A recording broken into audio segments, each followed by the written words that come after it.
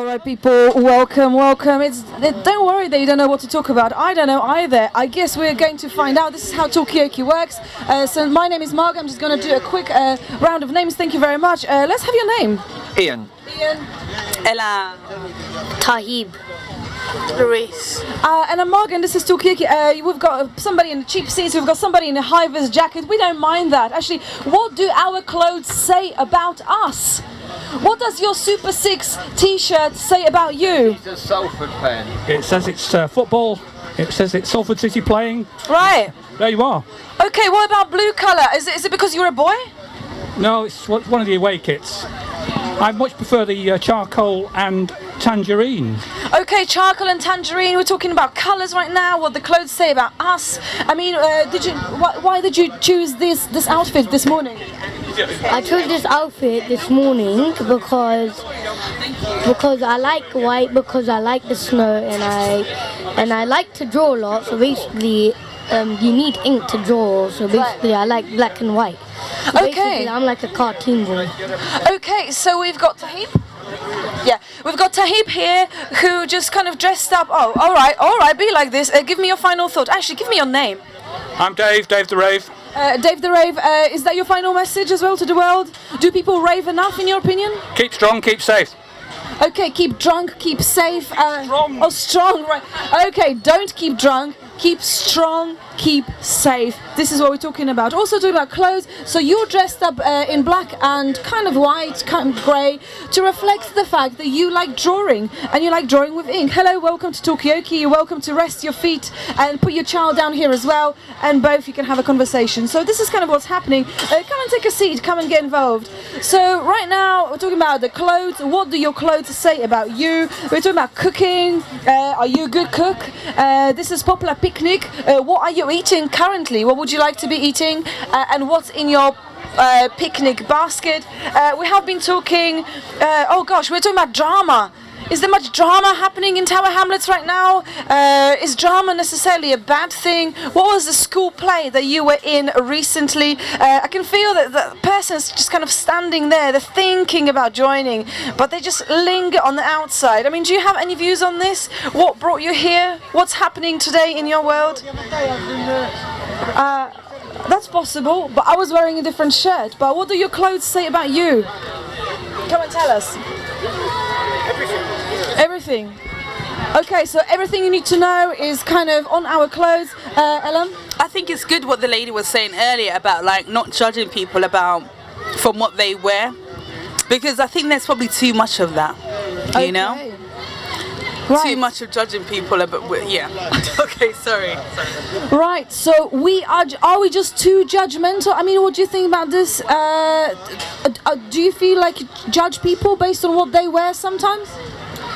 No, I don't judge people what they wear, because it's basically their choice. Because if they choose what they want to wear, they can wear it. For example, if a lady chooses orange, they can wear it because that's their decision. If a boy chooses pink, they can wear it because that's their decision. Okay, so if you're a boy or a girl, just wear what you want. It doesn't actually matter if you're a boy wearing pink. It's fine. It's basically okay. Larice, what about you? Do you feel like you're judgmental about what people wear sometimes? I hope not, but I think we all have maybe biases and kind of unconscious judgments or thoughts about, you know, what people wear, especially maybe to do with whether it's smart or not, whether it's more casual, depending on the setting. So I think, yeah, maybe there's some unconscious judgments being made, maybe. Okay, what kind of like what do you think people will think about you wearing what you're wearing? I mean, are you like casual? Are you smart? Like, what are you right now? Very, very casual. Very, very woke up late, rushed to get to work. Okay, so woke up late. I mean, what do we think about this? I mean, like, is clothing, it's like putting clothes on yourself, is that like a long process? Does it have to be I find elaborate? it really interesting when like I remember there was a meme going around of like a typical London woman. This is how she dresses, and when I looked at it, I was like, oh my god, I have dressed like that. Jeans, Okay. Black trainers, white t-shirt, and just like a simple black. And I was like, wow, this is so typical. And when I looked around, I was like, Yeah, a lot of people are dressed like that. Okay. So sometimes I think it takes like an outsider to kind of, understands a group of, I don't know what I'm saying, but yeah. Okay, so do you feel like we're talking about what we wear? Do you feel like you wear like clothes of a typical bloke? Do you feel like a typical bloke in your clothes, or are you unique? Like, what do your clothes say about you? Totally normal. Okay, totally normal. Okay, it's just normal. It's not London. It's not a bloke. It's just normal clothes. I mean, what is normal these days? Like, this is my question, guys. Like, what is normal? What does it mean? Normal clothes? What does it mean? Do you have any views on this? We're talking about clothes, and what do clothes say about you? Hollister hoodie. What is Hollister? I don't actually know. So you know when you were talking about normal, so normal is basically, so normal is like, for example, if you want to wear a trainer but it doesn't have any shoe band or something, it's just like a plain color. Yeah. Like that's what normal is, like just plain, that's it. So boring.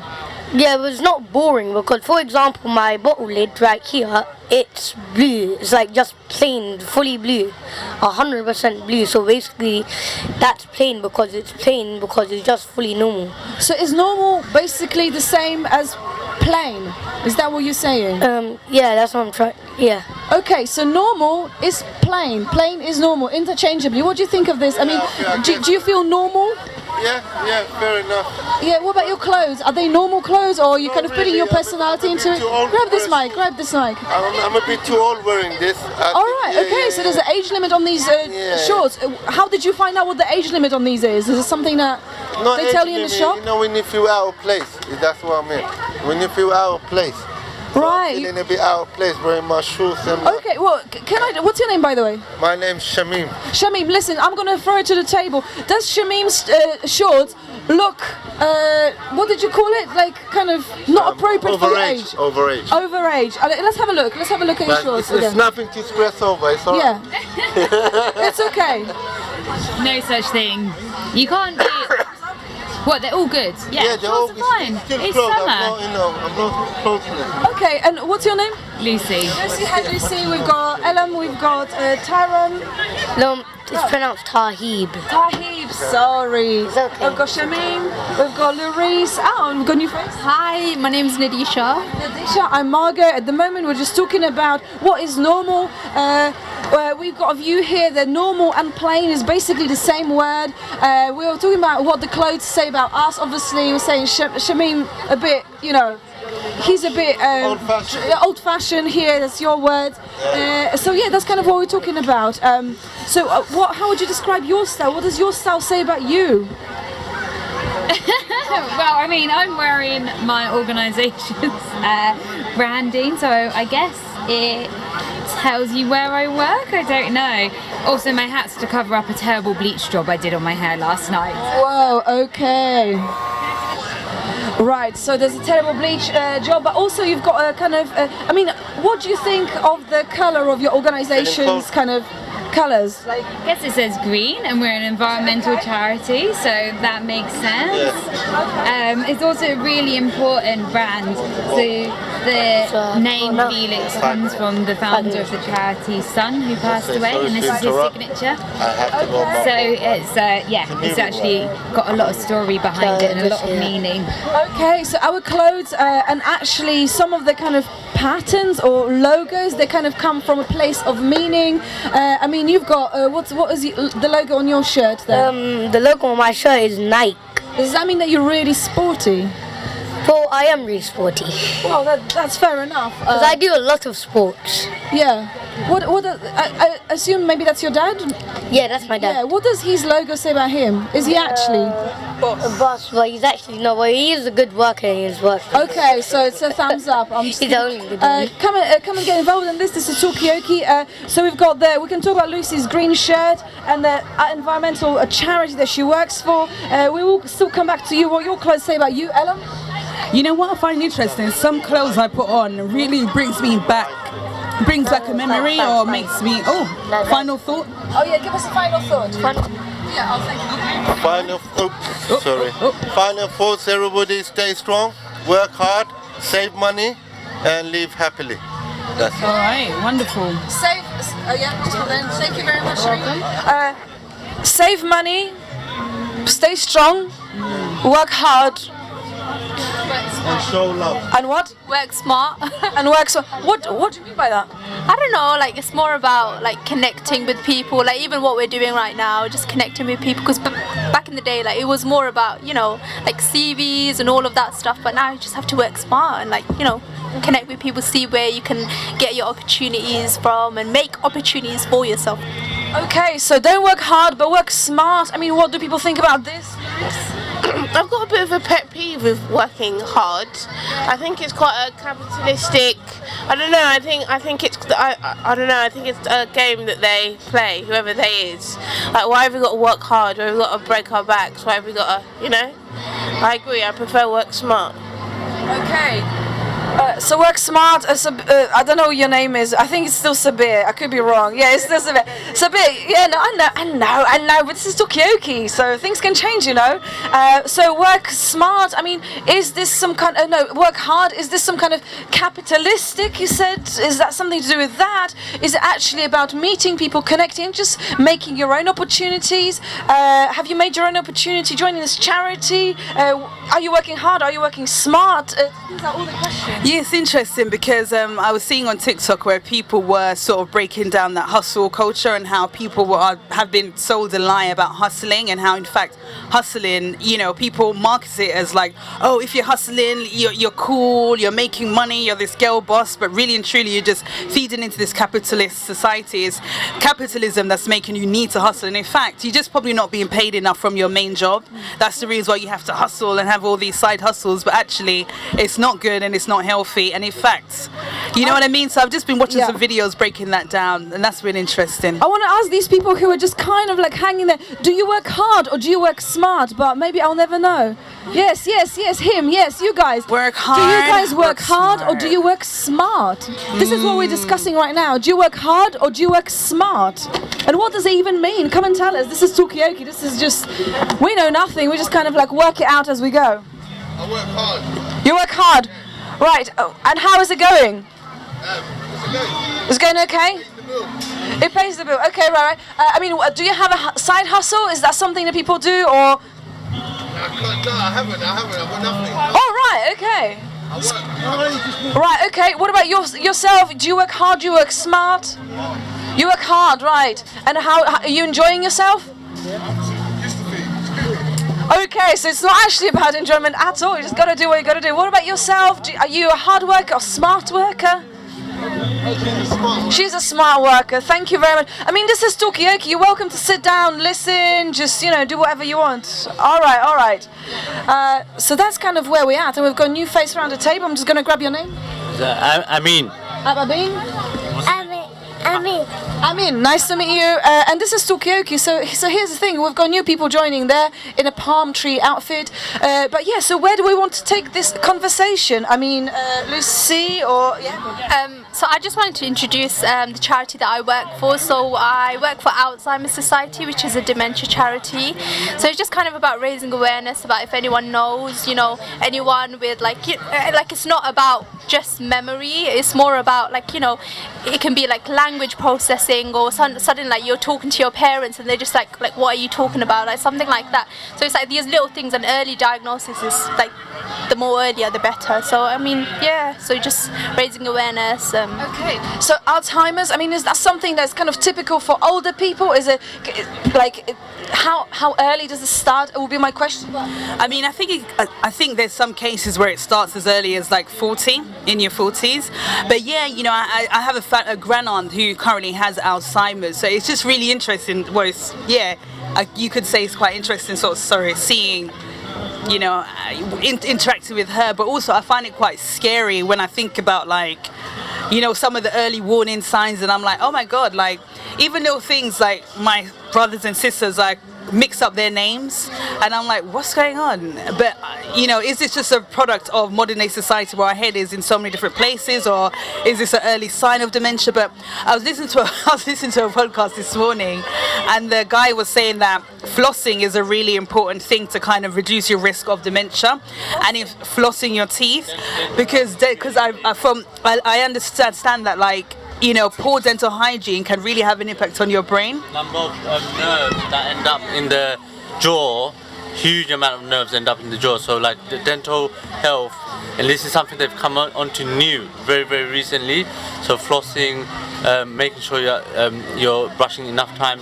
So what we do, like we have this one, like in our culture, we have this like special stick that's used, and the juices of it, so the siwak that we use is really, really powerful. So that's something that I've been like looking at, because that's a personal interest of mine, to like do a whole series on like mental health around Alzheimer's, dementia and all that, because we're seeing more younger people at a younger age, late 30s, early 40s, they're now seeing the early onset of dementia. And what is with dementia is that suddenly it has like this aggressive nature, it just suddenly comes on, and we're not educated enough to know how it really happens. So I'm definitely being educated right now. I mean, there's the flossing thing. I'm just going to come to you and then to yourself. I'm basically going right now, so oh no, we're going to miss you. But can you give us your final thought just before you go? So my final thought is so the thing is, so to keep yourself healthy and stay strong every time, and whatever, if anyone judges you, you just ignore them, because you're yourself. Be yourself. Be yourself, ignore anyone who judges you. Thank you so much. You've been absolutely fantastic on a Talkaoke table. And come again. But Lucy, you had a point to throw in? Yeah, that was amazing. I was just... Oh, thank you. I was just actually really interested in what you were both saying about younger diagnosis, and you'll probably be aware. Is that because we're diagnosing more because we're just better at it, or because of environmental and societal factors that are increasing the amount of people that have Alzheimer's or dementia? Okay, so how do we know this is starting? So I think it's probably loads of factors. So for example, like the society, like they collaborated with the FA Cup. Like I don't know if you saw, but like the England players, like they didn't have their names on their shirts. This was, I think, I don't know if you know, one of the matches, and it was kind of to raise awareness that people that are watching football, like they might, you forget names, and so this is the appeal that is currently happening right now. So it's Forget Me Not appeal. So that's obviously raising awareness in that sense. So campaigning, as well as, so for example, how we kind of work when someone gets diagnosed with dementia. So it comes from the Tower Hamlets Memory Clinic, and so before COVID there was about 100 referrals per year.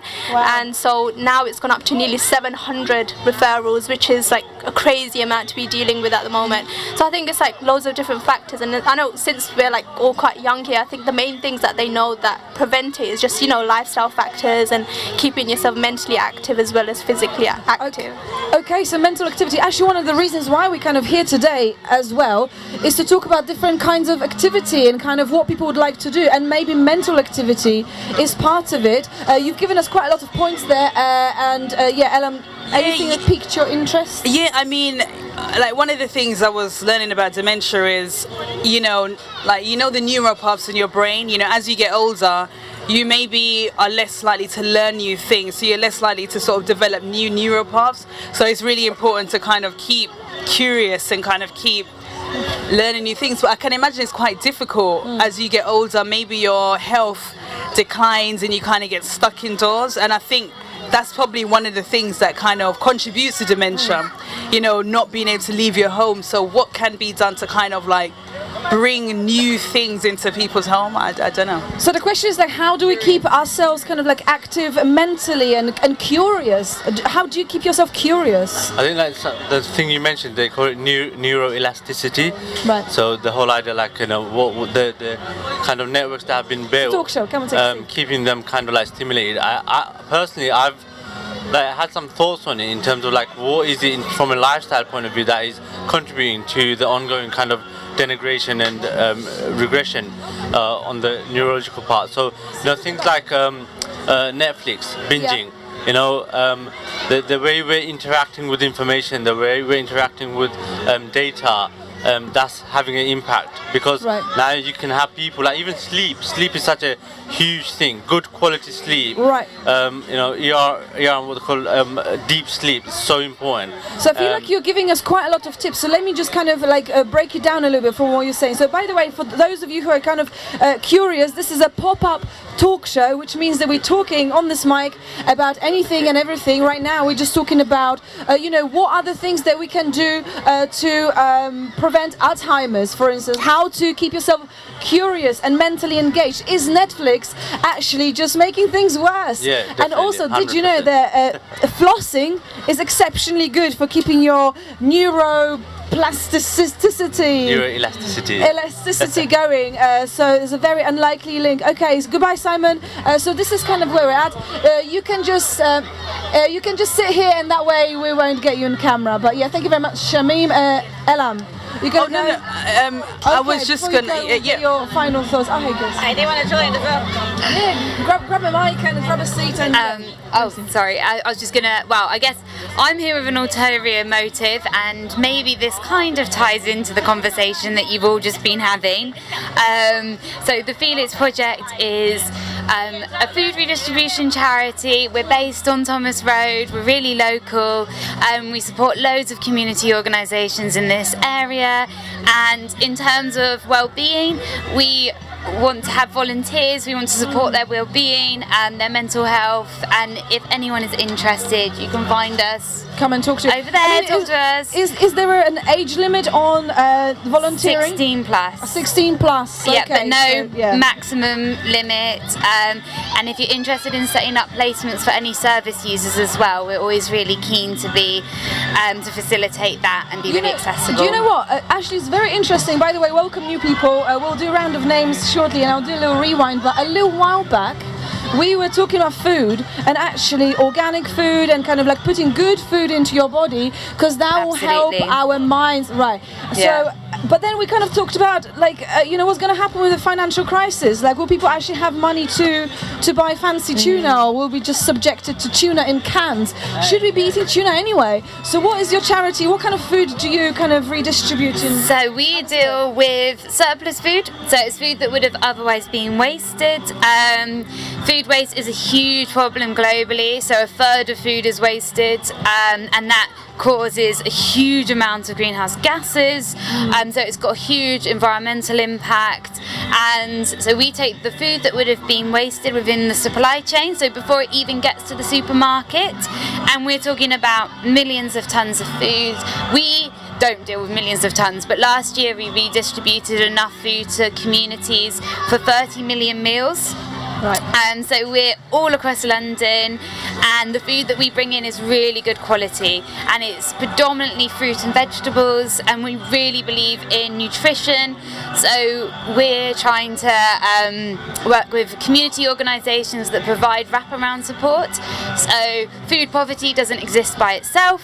We know that we need to be doing more to support people out of the situation, and yeah, we're really proud to be working with so many incredible organisations, almost 1,000 in London. Wow. That do that. That's super fantastic. Thank you, Lucy. Thank you for letting us know about your charity. But also, it seems to me like I'm just a mere host in the middle, just spinning around, passing this microphone around. But there seems to be a lot of initiatives in Tower Hamlets. And on that note, Elam, I will come to you, but I'll just get some fresh names around this table. Hi, I'm Shamila. Shamila? Joshua. Joshua. Elam. The man eating ice cream. We'll come back to you. I mean, Awesome. Therese. Sibi. Nadisha. And we've got Laura on the visualizations over there. We've got you back. I'm back, yeah. Give us your name again. Jamila. Jamila, and oh man, I can't time it. Time. Okay, and I'm Margot, and this is Talkaoke. So, Elam, you had a point, and then Larice, you also had a point. I'm gonna just to change things up. I'm gonna come to Larice. I just had a question. What is an enforcement officer? All right, what are you enforcing right now? Are you enforcing something right now? No, so we're not. There's a lot that we do. Obviously, our title is Tower Hamlets Enforcement Officer. Now, that can range from carrying out environmental crime, which could be anything such as littering, and then there's other types of enforcement. I think the biggest one, which most people will know now, is the nitrous oxide. Enforcing against those using the canisters. Now, the Public Space Protection Order, which allows us to deal with that, has been in place since last year. I think April 2021 it came into place, and then we can deal with those that are in possession of it and likely to cause antisocial behaviour by means of issuing a fixed penalty notice. Joshua, I'm going to put you on hold just because I've noticed that some people are leaving the table, and we've got this rule on Talkaoke table, which is when you leave, or just before you leave, you give us your final thought about absolutely anything. I mean, you were talking about, what is it called? Nitrous oxide, the NOx canisters. Right. I mean, is that something that you are familiar with? Like, have you got any thoughts about it? Yeah, I think it's something that a lot of young people have really kind of taken to in a way that's it's become a bit of an endemic. It's really like you'll find it everywhere at every corner, and we have to get to the root of it. Why are young people turning to this? Because after that, the next thing is alcohol addiction, and then drugs, soft drugs, hard drugs. So why can't we give our young people a social pastime or a stimulant that isn't harming them? And that's the question we need to be asking and answering, rather than putting a sticking plaster on it. Right. I mean, so is enforcing. I was going to say, as well as enforcement, we also look to divert and refer them as well to the right support services. And even when we are enforcing, it's not. There are times when we might not enforce, and it's also about educating, letting them know of the signs and symptoms, because some we speak to will say they know what they are, the side effects, you can end up with nerve damage, etc. So it's about education as well. I mean, is there something, because I just happen to know that you work for this charity with talking about Alzheimer's and raises awareness. I mean, is that concern the I'm not going to say it, nitrous oxide. Yeah, thank you, what Joshua said. Is that a concern for people's, in your line of work? Is that damaging the nerves? Is that causing more Alzheimer's? Do you know? Is there a link? That needs to be, that's researchers need to let us know if there's a link there. I won't be able to say about that, but it is something, if someone wants to go out there and find out for us, that's a call for research into that, nitrous oxide and Alzheimer's. Okay, so nitrous oxide, I'm just gonna say like this. Oh, you go. Final thought again. Okay. So my final thought is stay strong, stay healthy. No matter what anyone says to you, you ignore them because you stay yourself. You don't copy no one. If they say you look weird, you don't eat this, you don't eat anything healthy. The thing is, it's good to eat healthy, but sometimes it's good to eat something different than healthy. But just don't be fazed by somebody judging you. It doesn't actually matter. That's a really. Do you have any parting comments? I know we've been here before. You have given us your final thoughts. Just stay strong. No, just stay strong and be happy. I remember you saying about working hard. Was that you saying about working? Yeah. Right. What do you think about working smart? This is a callback. Smart as well, but work hard. Okay, both smart and hard. Okay, awesome. Thanks, you guys. Right, thank you so much. Okay, so this is Talkaoke. You can take it in any direction whatsoever. I mean, are we tackling the root of the problem enough? Do we know enough about the impact on mental health and health in general of this substance? I'm going to call it, because I just cannot say. I don't know why. Yes, thank you. You can say it for me, Elam. Yeah, I know I'm hooked to this microphone, but yeah, you love this. But yeah, just what the gentleman was saying here before, it's so true. It's so important to look at the root. Why are young people turning to balloons? And then I also wanted to mention what the lady from the charity was saying about fish. And in fact, fishes like tuna and a lot of fishes are high in omega-3 acids, which have been proven to reduce the risk of getting dementia. You probably know this already. And I recently deleted TikTok because I was thinking, what is this doing to my brain health? What's this doing to the neural paths? And also when I was on there recently, I saw this girl. I think she might be from this area actually, and she was talking about she's now disabled because of the balloons. You know what I mean? So yeah, TikTok's great, it's very educational, I'm sure it's doing great, influencing young people and stuff, but I was also thinking as well, these balloons, it's a new thing, but I wonder what impacts are things like TikTok going to have on our brain going forward? What impacts are things like these balloons going to have on our brain health? I don't know, these are just some things I've been thinking about recently anyway. Yeah, okay, so quite a few things you've been busy thinking about, lots of things there, Ellen, so thank you for sharing all of this. But also here's a question, do you guys need to enforce things via social media? Is there something that do you think you should be branching out to, or is it no, just face to face? And also, I mean, what do you make of any of this, Jamila? No. Yes, Jamila. Phew. At least you're not called dioxide, this thing, because no chance then. Okay, so yes. See, that's where most of the things come from. All these asbo behaviors. That's what they pick up from social media. You see these things happening around the world. It just comes on your For You page or your timeline, and you just pick it up, and then just slowly it grows. Somebody starts, and something slowly grows, and then next thing you know, it's part of a problem in society. Okay. So social media should be managed, monitored, and the government needs to do something because they have too much power. Social media have too much power without any regulations. I mean, could you enforce something like no social media in Tower Hamlets? Could you enforce a better society? Could you just do that for us? Because Sabir thinks it's a good idea. Like, just It has to be a global effort. Right, global effort. Okay, do you feel like you play part in a global struggle or global effort to do something? I can go in any direction. Yeah, sure. I think social media gets a lot more slack than it's required because it's about our own personal use and the way you use social media. We can all use social media and we can all use it in a way that does damage our mental health. But like you said, you can find out something that educates you and makes you be more impactful to other people. So I think social media, we always talk about it from the negative side, but we have to look at, like people say, where's the use? Why do you use it as an escape, social media, or do you actually use it to educate yourself? Do you use it to put good information out there? How are you using social media is the real question, not really that social media is the bad thing. Can I ask you then, are you on social media? Yeah, I am. Why are you on social media? I have my own Instagram, but I've also made it quite intentional to in the last, I guess, a year or 2 years, where I unfollowed things or even just little things like habits of not following people just because I thought they were pretty. Or honestly, and not following people just because I thought they did funny videos, but not now being intentional about who I follow and what I'm also consuming, and then also being intentional about how often I'm on it. And if I notice that, I have just been scrolling, then sometimes I just don't even go on social media just because I want to be more aware and here and present, I guess. Right. So, but that's why I go back that it has to be a personal decision you make for yourself, and not really, because I think us deeming it bad is why people, or naturally, when you hear something's bad, you want to do it. It's not because it's just our natural instinct. So the more you keep saying it's bad, the more young people are going to be like, well, you say it's bad, I want to do it.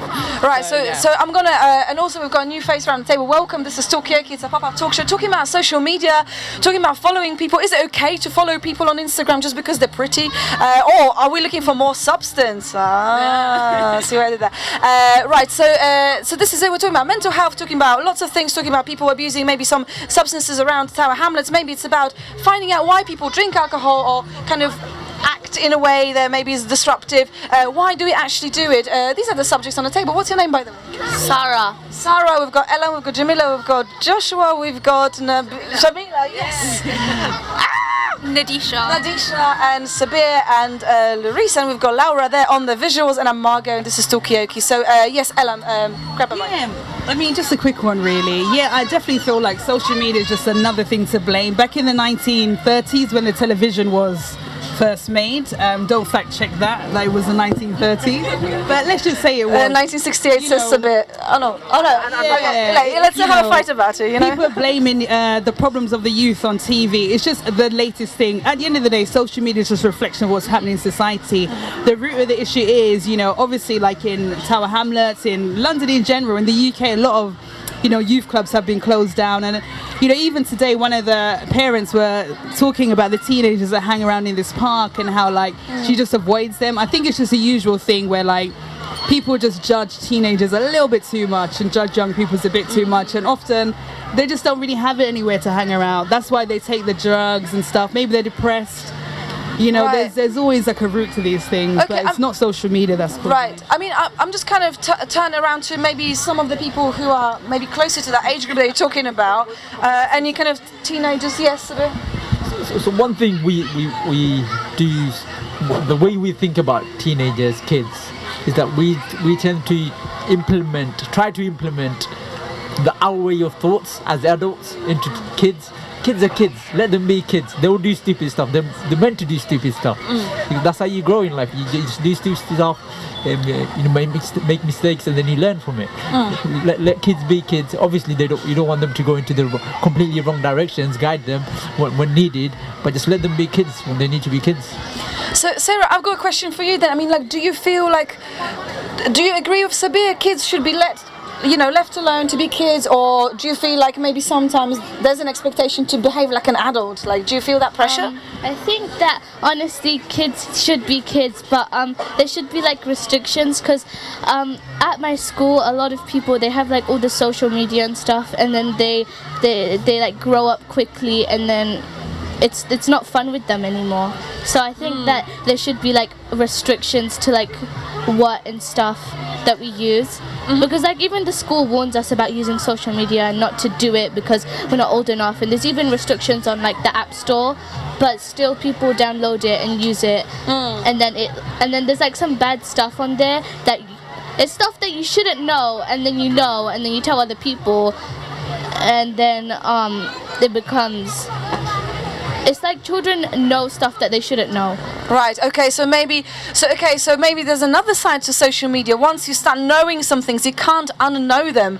But actually, that makes you really kind of like I don't know. People don't want to be friends with you maybe because you're just too grown up, too adult somehow. You're losing a kind of like childlike edge. I don't know what it is. But I mean, this is a very interesting point. I mean, what was it for you when you guys were at school? Like, was it social media? Like, what were you warned against when you were Sarah's age?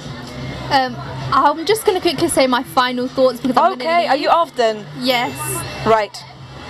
I was just going to say it was nice getting to meet everyone, and I hope you all learn a bit more about dementia, and just about, because it's one of the, I think it's a growing pandemic right now in like the whole, like globally in general, and I think and going back to like the social media stuff, I think one of the most like important things is like discipline, because as in like motivation, I know like people keep saying like motivating, but that kind of like dies out at the end. Like it's more about discipline. I think like kids, that needs to be taught to kids a bit more, discipline and patience, and that kind of would get you to like success and where you want to be. But sorry, it was a bit of a ramble, but no, it's absolutely perfect actually. So discipline is actually a big part of what we do, and I kind of wonder to the people who are doing the enforcement, have you had to ever enforce anything on people with dementia? Like, is that something that you guys know? George and myself, we are mental health first aiders. Oh, wow. And it's a new initiative that was, advertised through our own intranet for the council, and we took upon ourselves that we should learn more about it because we are out and about, and we basically now not only are we first aiders, but we are also able to see the signs and offer our support and give the network and the referrals that we can do to help people, because I think recently people are quite open-minded and they're coming out and speaking. I think it was a taboo before, like people used to think if you said oh he's crazy, like there was a stigma attached to it. But I think because of all that's happening around the world, I think we are more open and we are more honest as well, so that helps. You can't go and help someone if they are not ready to accept the help either. So it's very important that we respect everybody, we treat everybody the same. Equally, if you see something, we should speak, we should ask for help. In this day and age, I know there's the social media and everything, but we also have to be realistic as well, isn't it? Okay, so I mean, there's few things that you mentioned there, but one of the things that I picked out from what you were saying is like that we are more open-minded these days as a society, it seems, and that obviously translates to people being able to talk about mental health as well. I mean, I'm just going to bounce it out to these people over there. Yes, you, sir, with a young man in your arms. I mean, are you open-minded? Do you know much about mental health? Do you know what mental health aider does? Do you know how it works? Come over here. Yeah, come and have a chat with us. We're just talking about are you open-minded? You say yes. How do you know? What is being open-minded? Join us. You can just say, Okay, it's a secret. We will never find out what makes someone open-minded. But this is a very interesting point. I mean, like, hello, welcome to this talk show. Just grab a seat. You can listen. You can do whatever you want. Hello. We've got, I'm just going to do a round of names. I'm Shamila. Joshua. Jamila. Nazma. Ubaid. Sarah. How did you get ice cream Aisha. It's a bit. And I'm Margot, and this is Talkaoke. Do we get your name? Anonymous, fine, no problem. Right, so okay, so this is Talkaoke, talking about mental health aid, and also the fact that people are a little bit more open-minded these days. We're talking about social media. Actually, you've got questions straight away. How did you get the ice cream truck in there? Well, does anybody know? I don't know. Anybody's got any intel on this? You broke the gates. I think you broke the gates. No, actually, the park rangers have got keys, and they open the doors or the gates, and they let people come in. Okay. Yeah. Jamila, are you going? You coming back? Yeah. Okay, so park rangers are the ones who kind of made it happen. But I mean, so this is really, we can take this conversation in whatever direction we want. We can talk about ice cream. How did the ice cream van get here, actually? Also, we were talking about school dinners before. I can do a little rewind actually for everyone. Right, we're talking about the dioxide issue there. People are maybe doing things which are not age appropriate, doing it too early. We're talking about mental health. We're talking about what do our clothes say about us. Why did you decide to wear this morning? No, we'll never know. Why did you decide to wear what you're wearing today? Was there a choice? It wasn't really a reason. My mum just told me that we're gonna go to like a park, and I decided to throw something on. Not really any choice or anything. Okay, so your parents make your choices for you? I mean, is that like, what about you guys? I mean, like, did you choose to wear what you're wearing? Is it a uniform, like? Yeah, it is a uniform. We have some, some input into how it looks in terms of what we wear. Right. But ultimately there is guidance and statutory guidance in terms of ensuring that we protect ourselves. Obviously the stab-proof vest is essential, that we must wear that, and then the other items can be a bit flexible in terms of footwear and stuff like that. Right, okay, I'm just checking out the footwear as well. It's pretty good, yeah. That can make you run really fast. I mean, what's in your pockets? That's another question. I mean, do you have any snacks there? Like, what's occurring in the pockets? That's what I want to know. So it depends. Sometimes you might have a pack of biscuits in there. A biscuit, yeah. We are also local authority liaison officers, which means that when there's an incident, a major incident, such as when there was a fire, in Aldgate, for an example, we can. Oh yeah. There's a lot of things that we can do to assist local residents, whether that's arranging temporary accommodation, arranging people to get to where they need to be, also to other family members, or just to help the local authorities, the police, London Fire Brigade and ambulance with the issues that they're dealing with, and also traffic management as well. So yeah, you might have biscuits in your pockets on the odd occasion, but yeah, if somebody's feeling a bit faint, maybe just a bit, But it's mainly unfocused. first aid supplies that we've got in there, because we're all first aiders as well as mental health first aiders, some of us, and we'll have pocket books, and then the books we use for enforcement or engagement and referrals. And what do you guys think about their uniforms? I mean, do you like them? Like, do you think they perform the function? I mean, it's cool, but no one's gonna punch you. It says enforcement officer. No one's gonna punch an officer. Okay, why do you think that is? What? Because it says there. Okay, so if it's an enforcement officer, the name is already pretty scary, right? Or? Yeah, no one's gonna punch them. But you don't feel scared, do you? Yeah. Do you feel scared?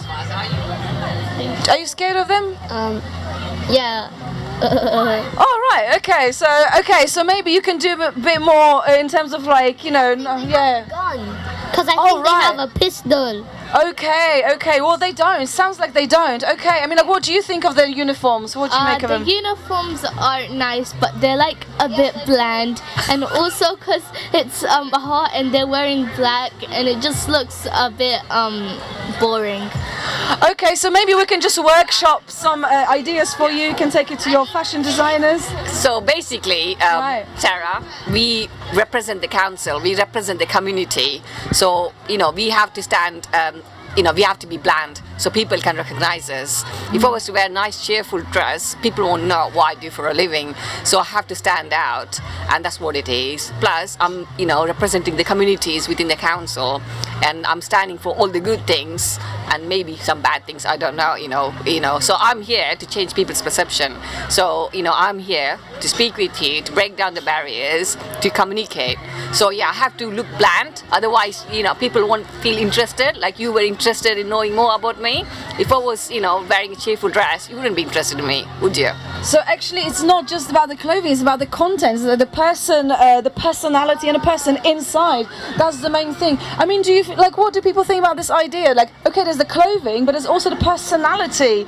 That is really kind of what it's all about. And can you wear a different personality? Is this a kind of thing that you can do? And what do we think about this representing authority? I'm just going to say authority. What do you think about that? I mean. Is authority meant to be bland or kind of looking a bit, plain?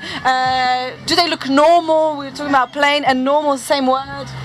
Yes, Louise. I think plain is good, but I also think when you're in a kind of work that is in the positions of power, you want to be careful that you're not coming across as scary or unapproachable, because there needs to be an element of people feeling like they can come to you or being welcoming and stuff like that, which I think is important, especially if you're employed by the community, employed by the council for the community. So yeah. Right, and we've got Sarah, you're going to leave. Thank you, Larice, for this. I mean, do you have any final thoughts? What do you think about this idea of representing community? Do you represent your community? Or about anything at all?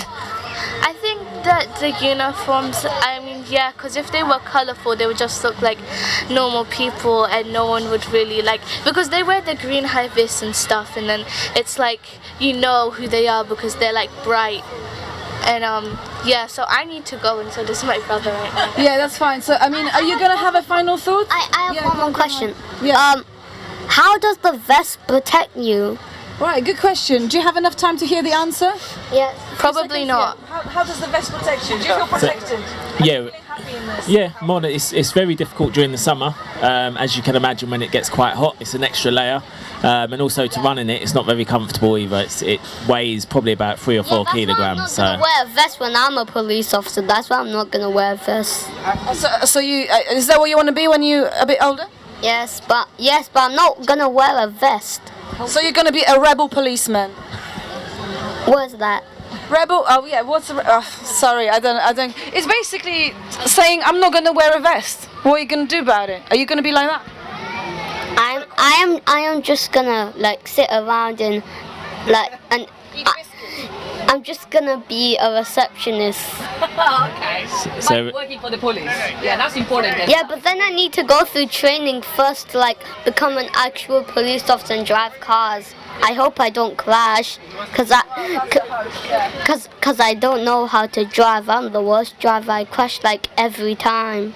I really hope that you will not crash when you get your driving license, and I'm sure you're going to make a brilliant police person / receptionist. So high five to that.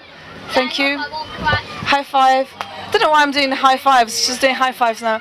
All right, people. See you later. I hope I don't crash. Hopefully not. No, that's fair enough. That's a hope for all of us, even the pedestrians. Right. Okay. So yes. What about your vest? Yeah, I was just going to come back on the point around it being bland, but also not too bland. And I think the high vis jacket is what makes us approachable, or is the concept, because it's like when you see even in the park you got the event stewards high vis jacket, paramedics when there's an incident high vis, when the police are dealing with an incident. I know genuinely they wear black vest, white shirt. That's exactly why the police wear white shirt. And I think if you look at some enforcement officers such as bailiffs, they tend to wear all black. And I think there is a concept behind that, which I won't go into, in the sense of it's probably to get across a certain message. In terms of the type of enforcement they're doing, there's not really much engagement. It is simply they've got a job to do, that's the image, they want a result, if that makes sense. Okay, so it is actually, we're kind of coming back around to this idea of clothing or deliberate clothing or uniforms. They do mean to send out a specific message, yes? What does your watch say about your, what's this Pink message? is my favourite colour. Love it. That's what it says. You're gonna get So going back to what Josh is saying, we are very, very aware that we wear a uniform, and wearing a uniform comes with a lot of responsibility. Responsibility to your own self, your own beliefs, and also the people that you represent. And we have to always be attentive of that. And we treat everybody with respect, with love, and we are here for them. We are the voice in a way, because we are employed for the community by the council. We are representing the community's voice, because not everybody feels comfortable going on social media or picking up the phone or reporting it. But when you speak to us, we are your helpline or a lifeline, and we take the cost on your behalf. Basically, we patrol the streets because we hear the complaints come to the residents association, and we hear what they have to say. And if they think that they're not happy walking down the street because it's a large group of people, we go and we speak to the group, and we break down the barriers. We tell them how it is for the people that are walking down the streets, and we also tell the people that have complained how it is for the group, because they have nowhere to go and they're not actually doing anything. So it's about breaking down barriers. It's about getting people to come together, but it's not an easy task, and it is a big responsibility. I mean, we enjoy it. I think Josh and me, we enjoy it. So I think it's a very interesting point about your role is to bring people together. Yes, you're sending out a message, but it's not like a dead message. It's about outward facing. And we've got new faces around the table. What are your names? What's your name? My name is Safwan. Safwan, nice to meet you. And we've got Muhammad. Mohammed, lovely. I'm not gonna go. Yeah, Josh. I'm gonna take a seat. This is a Talkaoke. It's a pop-up talk show. What's her name? Sophia. Sophia. Yeah. And people in the cheap seats. What are your names? I'm Mum Layla. Mum Layla and Aya. And we've got Marisa, we've got Sabir, and Laura on the visualizations. And my name is Margot. What is that? Can I be my newsmaker? Yeah. Do what you want to do. What is this? This is a microphone. You speak to You can speak. Do you have any questions that you'd like people to help you answer? What do you think about their uniforms? That's what we were talking about earlier. No, I just want to Okay, news. Okay, what's happening where you are? What is the biggest news right now? The biggest news is it's... Yeah, wait. I don't have a news. It's a picnic! Great, okay. We started off by talking... Where's my mic? Oh, you've got it. We started off by talking what is in people's picnic baskets. I don't know if you guys are allowed to have a picnic, but what is in your picnic basket? What are you going to be eating today? What are you gonna do today? Burger, pizza, chips, and other unhealthy food. Okay, so what do you think about this? What's in your? I'm going to grab this. What is in your picnic basket? Unhealthy foods or healthy foods? What kind of stuff do you like? Healthy foods. Healthy. What is a healthy food? What does that look like? Taste like? Good. Yeah. And I mean, like, what is unhealthy? What is healthy food? This is a question to the table. Elam, I can see that you are munching on something. Is it healthy? Is coffee healthy? If this is coffee. Oh yeah. Do you want to say? No. I'll grab this for a minute. I know you're eating, but it's quite funny to see you talk as well. You know what? I'm not sure how I feel about labeling food healthy and unhealthy or good or bad food. Right. I think it's all about moderation. You know what I mean? That's what I think. Okay, so it's about moderation. There's no such thing as unhealthy food. What do you think about this? What about me? Yeah, what about you? Do you eat healthy or unhealthy food when it's not a picnic time? I eat healthy food. Great. When it's picnic time, I eat unhealthy food. I see. So, what is your more favorite?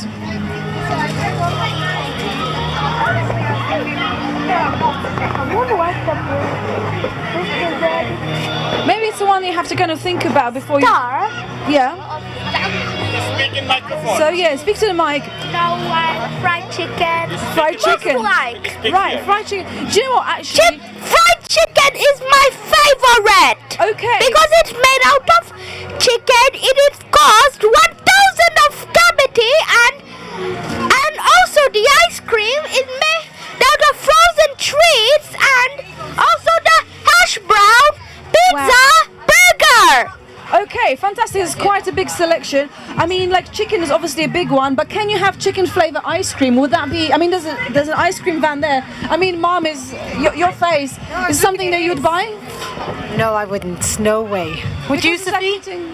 Savory ice cream? No. No. Okay. I'll grab this mic. Thank you. Now that you said it, I kind of feel like a really nice crispy fried chicken with some ice cream. That would actually really work. You're giving people ideas. With some maple syrup or something. Right. I don't know. I think I'm going to try that. Okay. I mean, what do you guys think? I mean, like, because you do a lot of... Our final thought. Okay, you give us your final thought. But I need to know, would you eat a chicken flavour ice cream? 1 second, I'll just get these guys to speak. I'd never say never, so I'd give it a go. But you'd give it a go. Who knows if we'd have it again? But yeah, just a final thought from us. Obviously, we love serving the community of Tower Hamlets. I know Shamila's been here longer than me, 11 years or longer. Wow.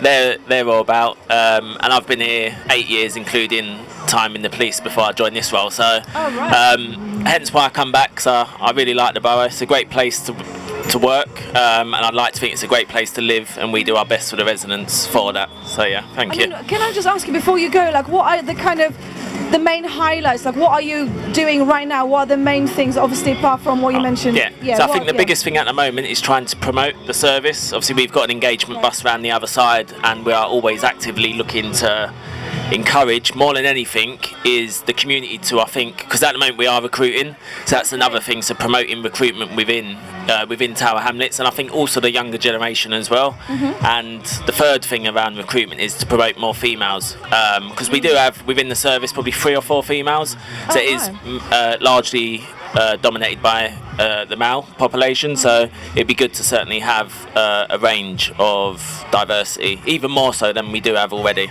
Okay, so I mean, but do you agree? What do you think about this? Like having more women in those types of roles? Does that make any difference? Does that make any difference to you? No, I'm going to come to. I think the police should represent the community they're serving. So definitely, I wouldn't. I think it's a bit late for me. I did actually want to join years ago. I did. Oh, did you? But this is back in the days, I'm not saying my age, when there was like a height restriction, and I. Oh no! Have you taken down the restriction now? I have now. No. There's no restriction. Okay. We don't have no restriction as such, but in terms of the senior management, are certainly looking at the factors that can increase, other people to apply, whether it's females, whether it's those within the community. It could be such as, more flexible working, so obviously, kids, other commitments, whatever it is. So yeah, there's certainly a lot going on. But me personally, I've sat on interview panels, and it's nice to have that diversity across the panel.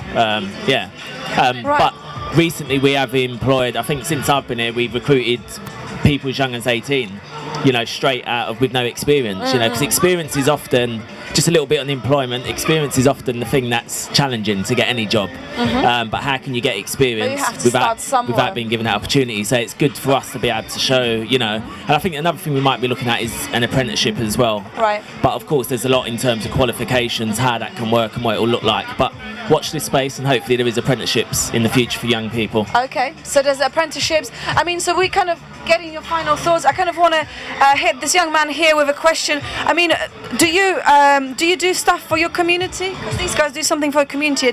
Do you do stuff for community? Breakfast. Speak to the mic. Yeah. So my breakfast is.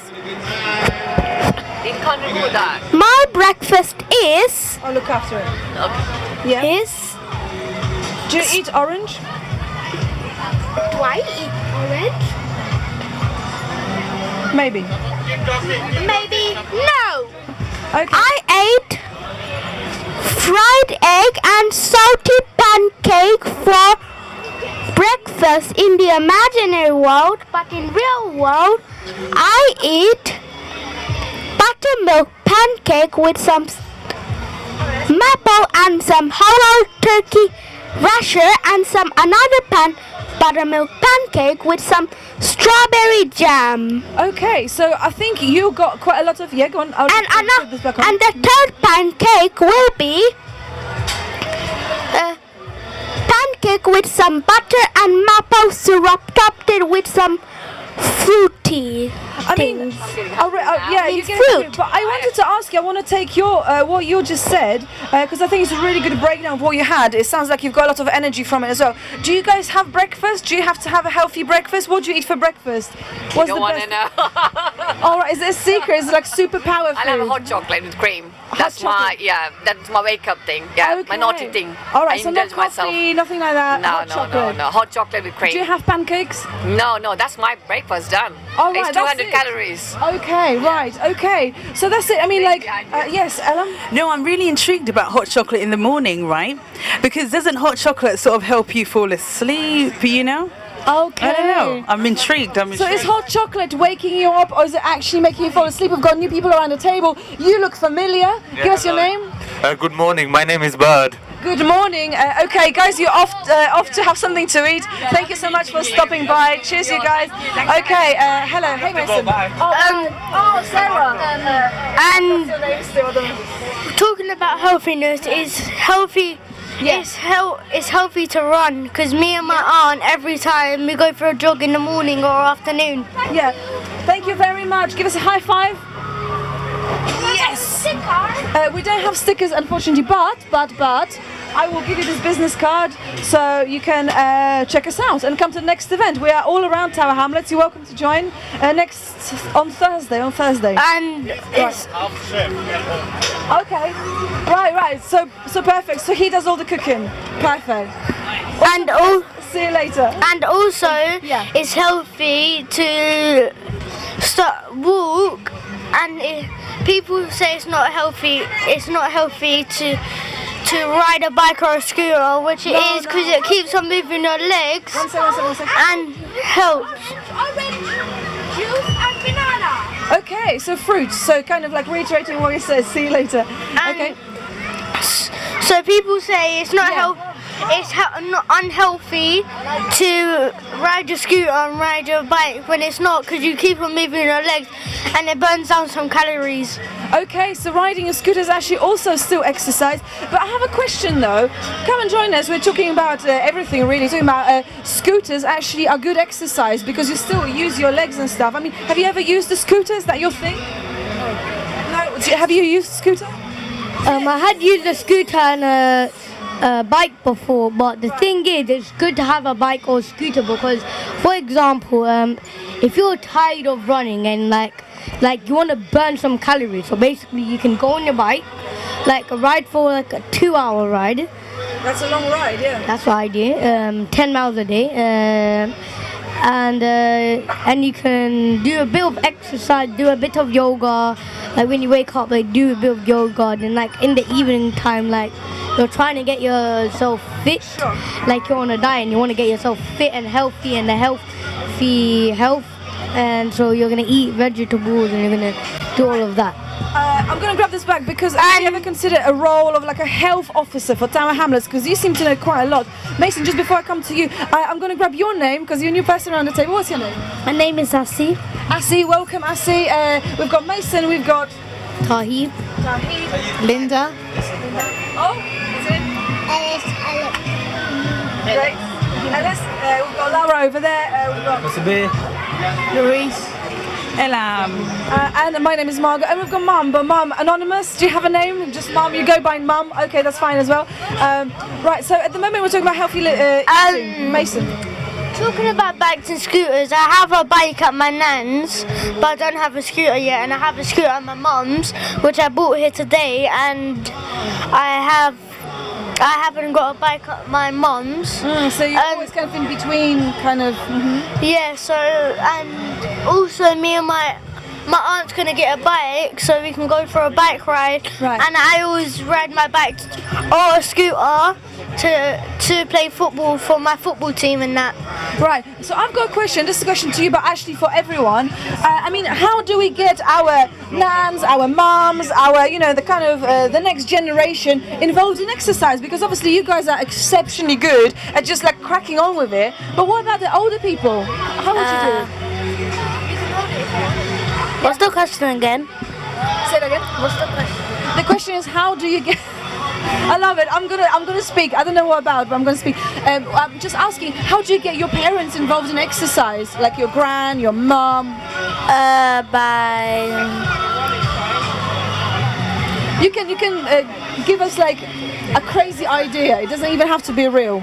But what do you think would encourage your mum to do some exercise? Maybe your mum already does exercise. maybe going to the gym or something like that. Gym? Okay, gym. All right, thank you. Going to the park as well. Going to the park. And was that what you wanted to say, or did you raise your hand to say something different? What? That's what I want to say. Perfect. Thank you very much. So, how would you encourage your parents to? I would encourage my parents to say, I don't need to encourage my aunt because my aunt encouraged me, and I like doing it with her because we go for a jog. We have a field outside. We mostly play football all together, and yeah, that's it. But I need to get my mum to start doing exercise. Okay, so in your case, it's actually your aunt helping you do exercise. At the moment, welcome new people. We're just talking about how to get your dad active. Maybe he's already really active. I have no idea, but is he? You know about him, right? Okay, what about your ideas? I want to make my parents active by making them go outside, go on the bike because like they don't own a bike yet because they're trying to get the money to own a bike because I own a bike like 3 times.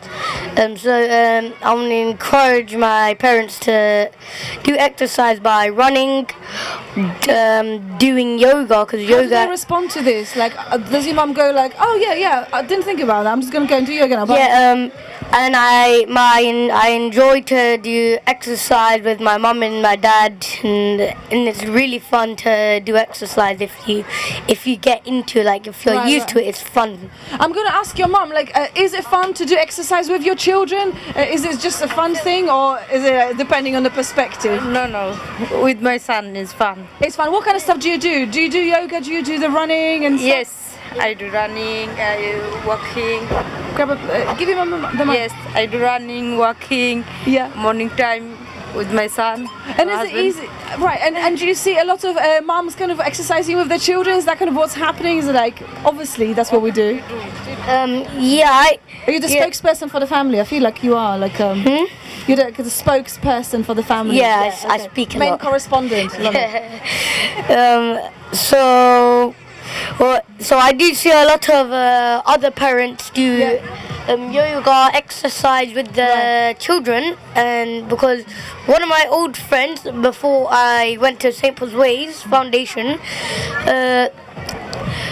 we done yoga, and he said that he does yoga at home with his parents, with his family, with his aunt. And all of that.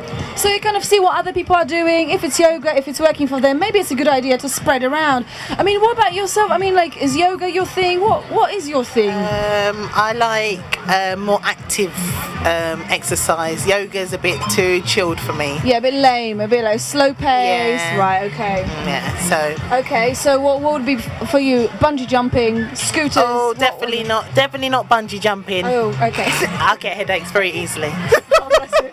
What would it be instead? I mean, is there anything that you're doing currently in this park? I mean, obviously, right now you're talking. I exercise at home at the moment. I've got a kettlebell that I swing in my garden and a skipping rope. Is that like weights? It's like a big heavy weight and swing it. Okay, and do you feel like, your muscle power is like...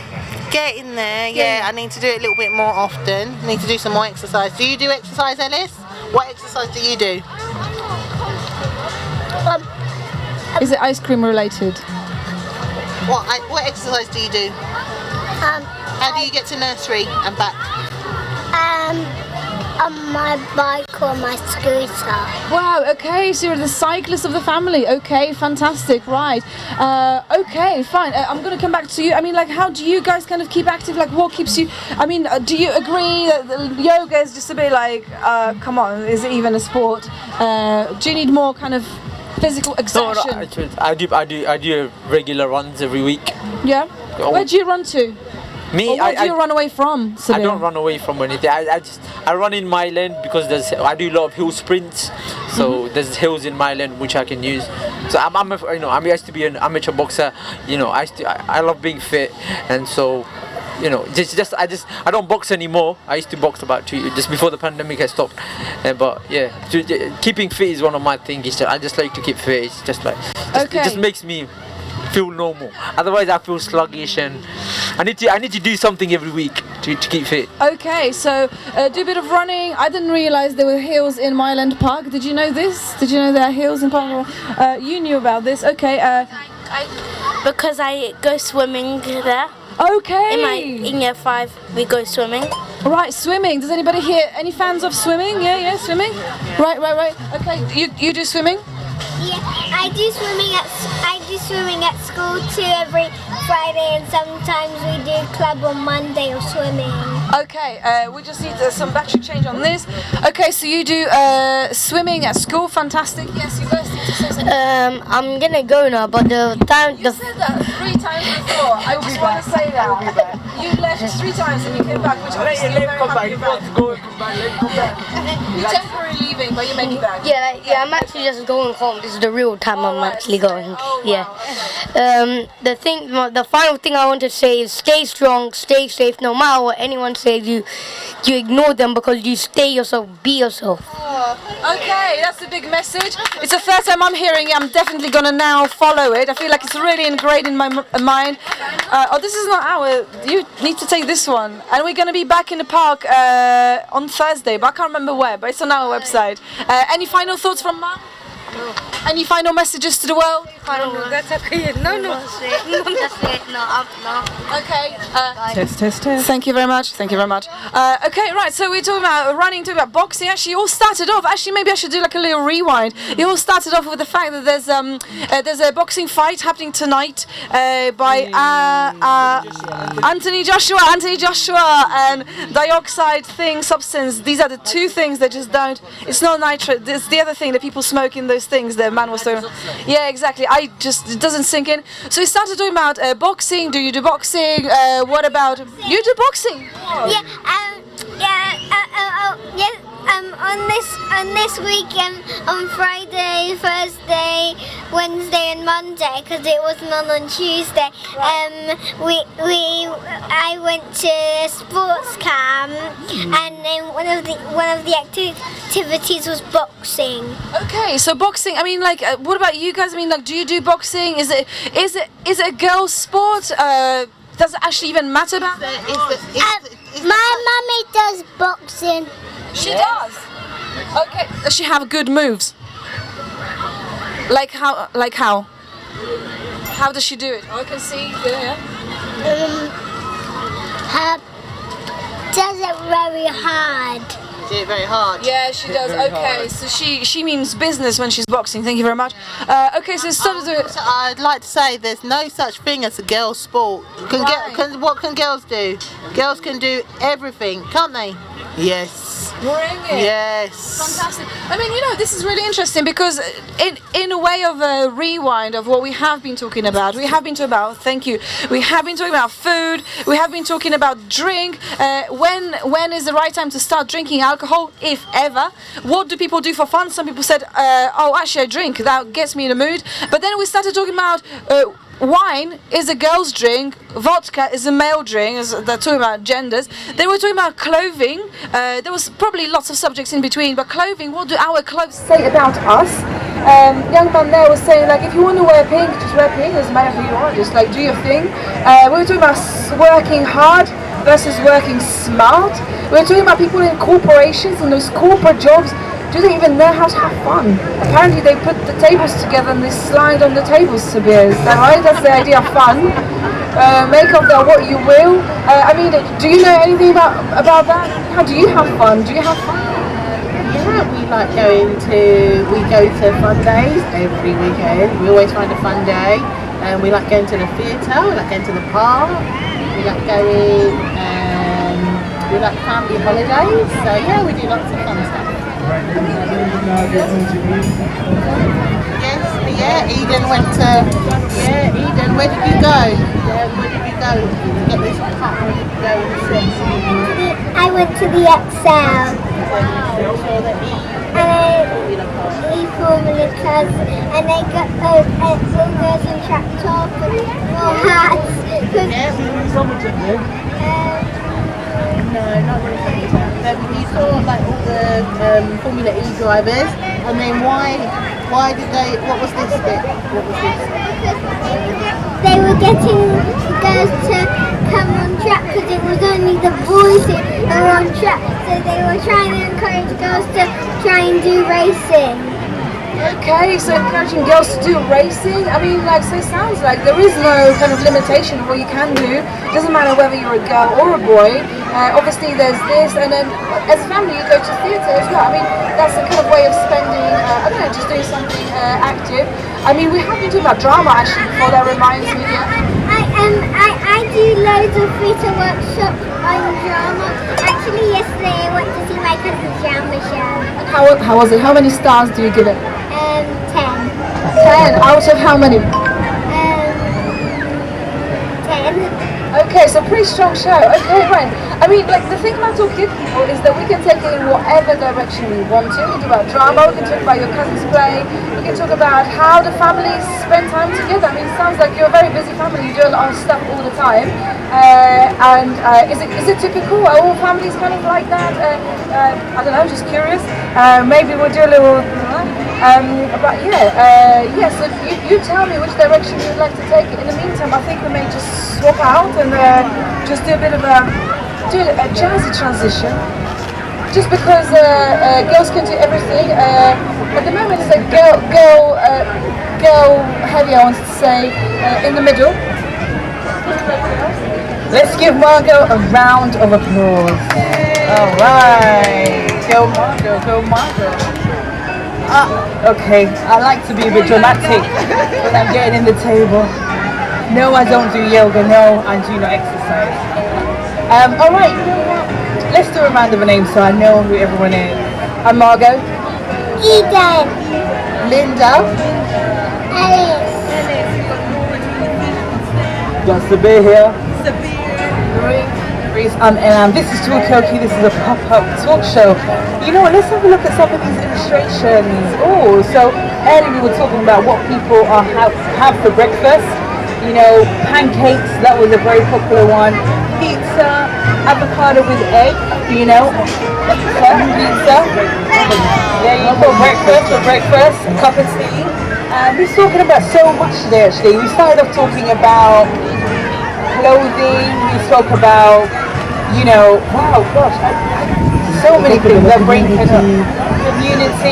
Why don't you give us a summary? About Alzheimer's, we talked about food waste, salmon, Sheila, you know? I mean, you guys were expressing, you had strong opinions about what to have for breakfast. What did you have for breakfast today?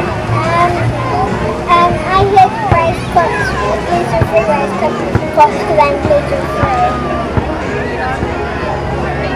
You had rice pots. Okay, gluten-free rice pots. What about yourself? Oh, I'll grab this one. What did you have? Cornflakes. Were they gluten-free as well? No, only Eden's got an allergy. How about yourself? What did you have for breakfast? Porridge with raisins. Oh my gosh, so healthy. What did you have? I had Kellogg's Crunchy Nut. Kellogg's Crunchy Nut. Wow. Oh my, controversial. No breakfast. Ay, ay, ay. I'm technically eating my breakfast now, but I've swapped my things around. So I had a coffee for breakfast, but then I had 2 sandwiches, and this is my breakfast juice. But I think it's breakfast time now. Okay. So, you know, what really is breakfast? My eyes are drawn to the illustration there. We've got like a female boxing, a rock climber, a swimmer. You know, gosh, this is so female-centric. Amazing. How exciting. Come and join us. We're talking about sports. We're talking about breakfast. You know, take a seat. What's your name? Iron. What's your name, sorry? Iron. Iron. Oh gosh. I don't know what happened there. So we're talking about, where do you want to take the conversation? What do you want to talk about? What brought you here today? What do you love about this park? You know, what's your plan? Sports.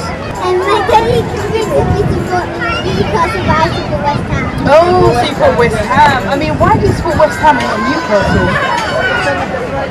Right. So it's a local team. Right, okay then. Have you been to a game? Yeah? Yeah, I've been to a cricket game. Oh, cricket game. That's interesting. You know, we're talking a lot about women playing sports. I mean, have you ever seen the female West Ham football? Is there a female West Ham group? Yeah. But I asked my dad, there's a boy in my class called Jeremy, and he, West Ham fan. Right. And my game and my brother. Yeah. His brother. Right. So you were going to get a whole team together. Oh, so you did watch Women's Euros. I mean, why don't I put a call out? Did anyone watch the Women's Euros? The Women's Euros? No? Anyone know what the Women's Euros are? Did you watch the Women's Euros? Come and take a seat. Do you play the Women's Euros? Okay, it doesn't look like the Women's Euros were popular around here. My mummy was working on the video was London video. Okay, so you went. Oh wow! Okay, that sounds amazing. I mean, what did you think about the Women's Euros? What did you think? Did you watch it? No. What did you think about it? It's really good. Yeah. Because I got to stay. We won. Stay up late to watch it, but because I was saying to my mummy, can I just stay for Lisbon or can I just stay for Lisbon? Because it was just 0-0. Oh, that's so amazing. You know what, Margot? I just wonder whether, because I don't like this idea of watching sports on TV, because that means they have to sit at home and watch it. But why can't, the women's football teams, why can't they play here? So the people from around the area can see. Why can't important games happen here? And okay, not everybody will get in, but maybe just select few will get in, and that's fine. I just don't like watching football on TV. So you're saying that the issue is that, you don't like watching sports on TV, you kind of want to go to and see some live action. I mean, is there enough opportunities to watch sport happening in real life? It's quite expensive. Yeah, that's why my daddy watches it on TV. Right, okay. Right, because it's quite expensive, so you just watch it on TV. I mean, I think there's a Mile End racetrack somewhere around here. Yeah, Mile End. I mean, how much is it to go and watch people run there? Yeah, it's a few kids. It's a few quid, I think. My cousin Alex goes racing at Lee Valley. Lee Valley there. You know what? I want to find out from. Sorry, remind me of it. What was the last match you went to see? Have you ever seen any live sport in real life? Yeah, I thought Australia cricket game. See, come and join us. We're talking about sports. Do you support West Ham? Do you support Newcastle? Who's your football team of choice? Come and join us. So you said that you saw you've seen Bangladesh play quite a bit. I mean, how did it make you feel? Did you want to run on that pitch and hit a cricket bat, or hit the ball with a cricket bat?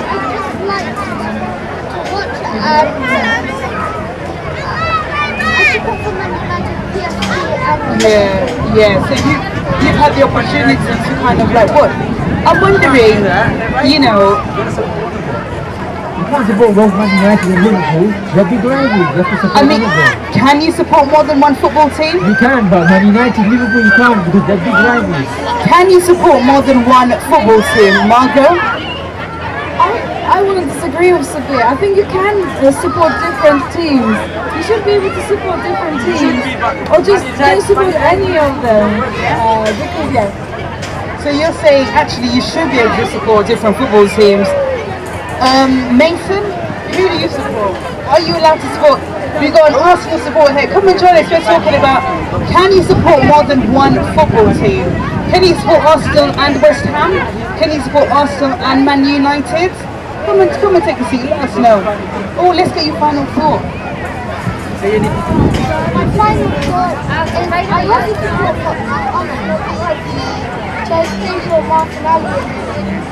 So you kind of support the player rather than the actual team itself? Because you started off talking about Cristiano Ronaldo. Alright, okay, well you know what, thank you for joining us. Let us know how everything goes. Mason? You got a question? Oh, there's a question for you. We got a question. So I just wanted to ask you, because you say about Cristiano Ronaldo, yeah? What do you think about when he was on TV, he was giving like a press conference and then he took the Coca-Cola bottle off and put water. What did you think of, do you remember that moment? No, I didn't watch that. But do you know which one I mean? He was, yeah. Basically, Cristiano Ronaldo played a cricket game and then there was like a conference, they were interviewing him. And then because the sponsor was a Coca-Cola or something like that, they had a bottle of Coca-Cola on the desk. And when he sat down to give the interview, he just took the Coca-Cola, put it on the floor, and just moved the water, just a plain water bottle. And people were like, oh my god, this is like, what is he doing? He's like a sponsor, why is he controversial? But it's just like, I don't know. I mean, what was it about? You know, Mason, I know you were talking about your choice of Coke, Diet Coke instead of I mean, what do you think about, you know, sort of junk food companies sponsoring football matches? I don't know.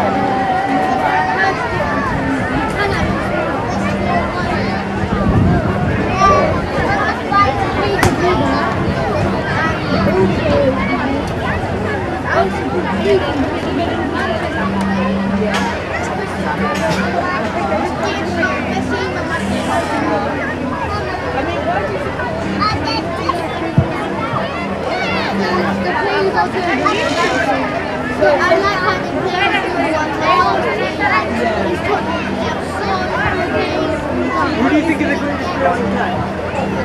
Who's the greatest player of all time? This is probably There's only one correct answer.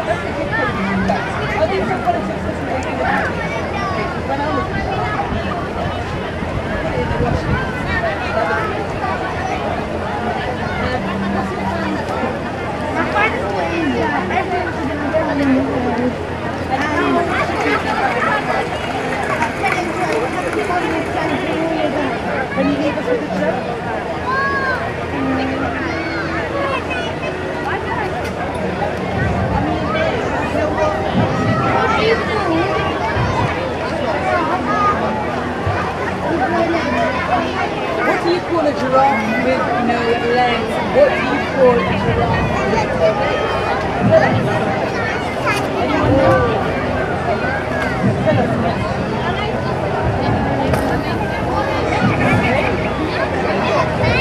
maybe someone else. What do you call a giraffe?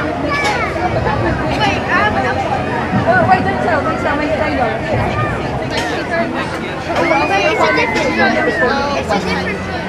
Okay, tell them this one. What moment makes it amazing? What do you call a giraffe with no legs? What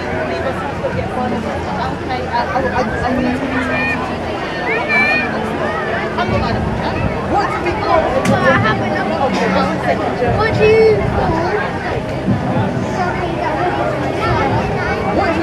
something that wobbles in the sky? Anyone know? What do you call something that wobbles in the sky? That's the joke, guys. The £1,000,000 question. What's your answer? Okay, you don't not sure? What's your answer? You don't know. Any guesses? Hi. A jelly plane? So close. A jelly cocktail. A jelly cocktail. Very close. My name is Demi. Welcome. We got some new faces. Should we go for all the names? Should we go for everyone's names? Yeah, absolutely. What's your name? Saeed.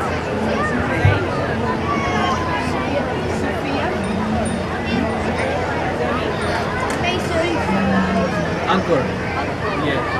Ankur Sinha. Yes.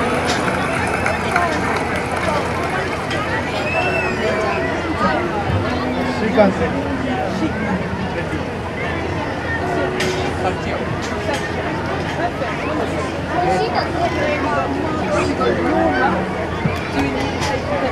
This is Talkaoke. This is Poplar Talk Show. We're talking about anything you want to talk about. By the way, what do you prefer? What do you prefer? Gym or swimming? Okay, so what would everyone prefer? To go to the gym or to swim? What would you prefer? I would prefer the gym. Gym is my hobby. So the gym is my hobby. So when I used to have a six-pack. Oh, and my sister You're already sure. I mean, when you say younger, what age? And my sister is, she's only 3 years old. She has a six-pack. Come, I'll show you. I mean, that's the question. The question is the goal of fitness to get a six-pack? Is that the point of exercising? No. The goal is to be healthy and be strong. I mean, you know what, you had a question earlier. Maybe we'll go around and ask them what you prefer. Do you prefer going to the gym or do you prefer swimming? I prefer go to gym because there actually I can make a sweat. Also, I have time for that. I make time to go to the gym and yeah. So earlier I was when I was in India. Basically, I'm from India and we have just landed here. So there also I was going to the gym to make some sort of some exercises. So that I was there. Okay, so you're saying that like, Yes, I'm more into gymming. Yes. Oh, yes, I mean, yes. do you keep in India? How long have you been in London? 2 months only. Oh, only 2 months. Yes. Yes. Thank you. And also, I had swimming lessons, and I was good at swimming. First I started off not sure, then I learned how to swim. So you're good at swimming?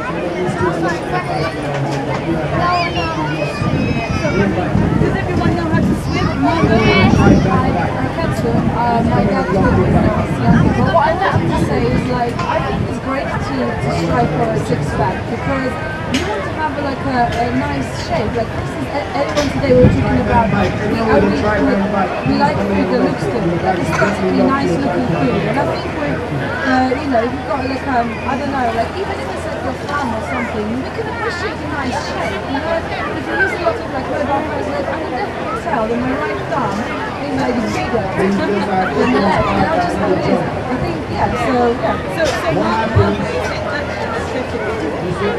important to exercise so we look good? What do you think?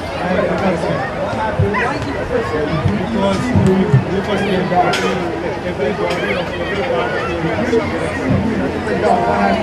So it's a full body workout.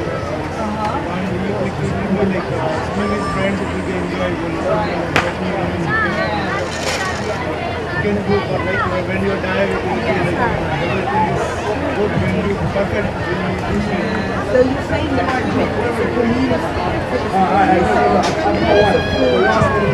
It's a natural activity because we are doing swimming is a natural activity.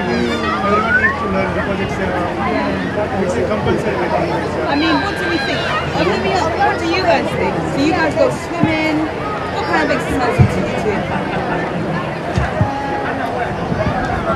You jog. Yeah, what about you? Do you exercise?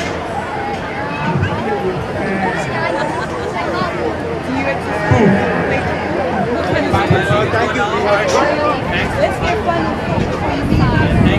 Thank you for giving us the chance to speak in front of everyone. We want to say something, we want to indulge into the people. So thank you for giving us the chance to talk.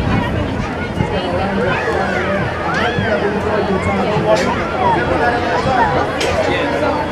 you want to find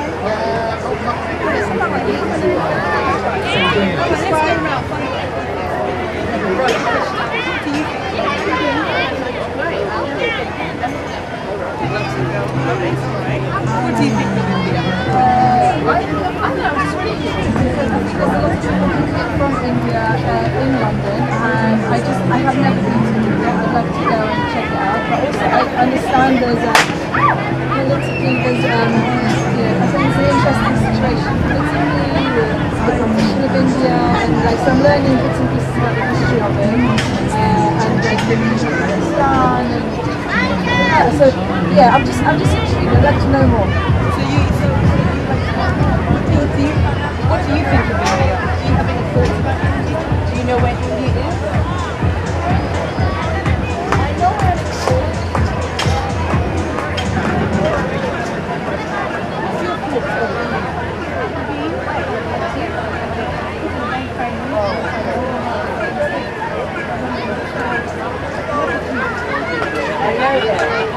So currently we're talking about India. Is there anyone else from India? What do we think about India? Who's interviewed you before? What do you think about India? I'm already an Indian, so I feel great about India. I feel proud about India because most of the Indians who have come there, they have made their own positions there. They are working really hard to make a position there. And hopefully maybe the next Prime Minister of UK will also be an Indian, maybe. Yeah, so although he's a UK now, he's a British now, but still, it is a moment of doubt for him. I mean, what do you think? You know, Margot was saying that she's learning about India. She doesn't know much about India. What's the most important thing for Margot to know about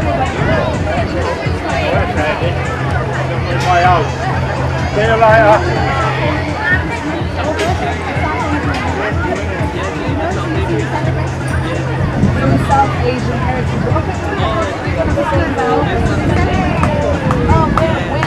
what does that mean, South Asian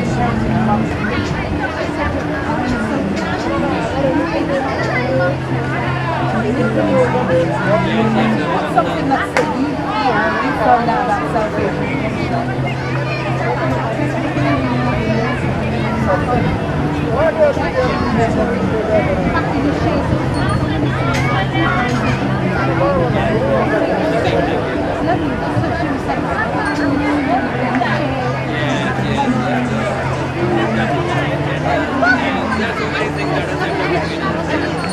So do you think you need I don't get mic sort of, but you know, what is something that now It used to be turned up.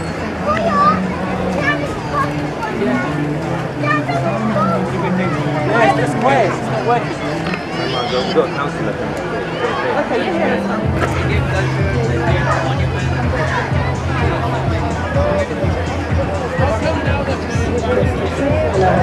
Yes, but there are many traditions in India. The greatest thing about India that I consider is that there are at every 100 kilometers or miles you can say when you travel, the language is getting changed, the food preferences are getting changed, the clothing are getting changed, but still everyone is connected with each other. We are talking about I think more than 18 or 20 languages, but still people are connected with each other. Still they understand each other. There's a lot of diversity. Yeah. You know, sorry, remind me of your name again? Layla was saying that this is South Asian Heritage Month. I'm wondering, did you know it was South Asian Heritage Month? What other months, what other heritages do you think we need to dedicate a month to? Is there any cultures that you don't know about that you want to find out more about? Come and join us, take a seat. What's your name? Ishi. What's your name? Anusha. Shri. What's your name? Anand. Ishi. Shri. Anisha. Anand. Okay, lovely. So yeah, we're talking about India, we're talking about, knowing more. What do we know about India? It's South Asian Heritage Month. Margot, you had your hand up? I was thinking some interesting comment you made earlier on is that, there may be a potential for a new Prime Minister with Indian heritage, and I wonder whether, how people think of it, how do people feel about it? Who is the new Prime Minister? Who would that be? I think at the moment it's between Truss and Rishi Sunak. But the first is that you were also asking about which other heritage months there should be. Poland, so I'd like to see the Polish heritage month. I mean, what's something about Poland? Do we know a lot about Poland? What's something about Poland that you feel everyone should know about? I think history, but there's just so much. Like for instance, recently the day which we celebrated, which was preventing it's called the miracle by the Vistula River, which is the river that cuts Poland in half. And in the past, in the 1920s, there was like it's like in the 1920s, colonists kind of coming into Europe, but they lost the battle on the river.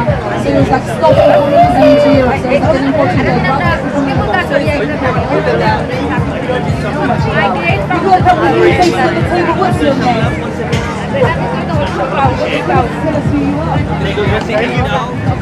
Any final thoughts from you? About you is that you are doing a great job. You are making people speak. There are so many people who just want to say anything but they don't have friends. So you are giving them a chance. Great job that you guys are doing. Thank you very much.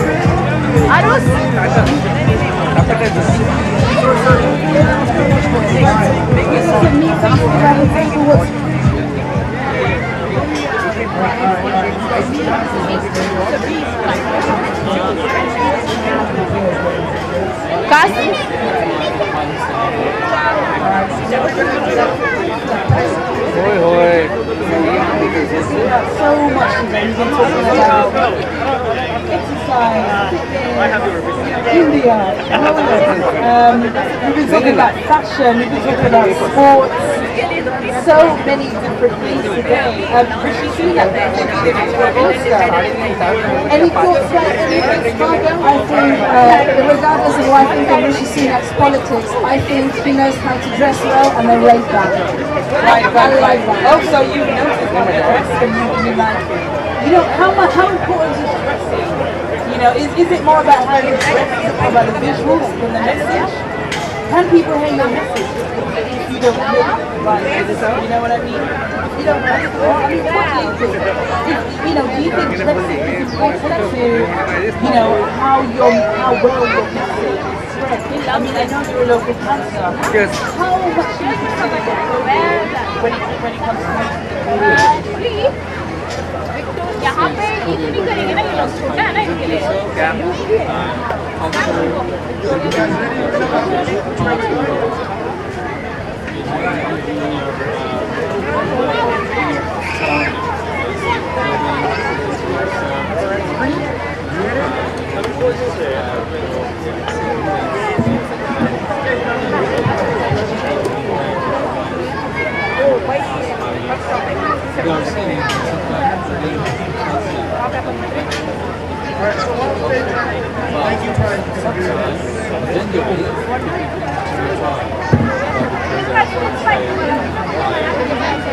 Because people from the judge is although you take your care that you have clothes, it probably means more to you.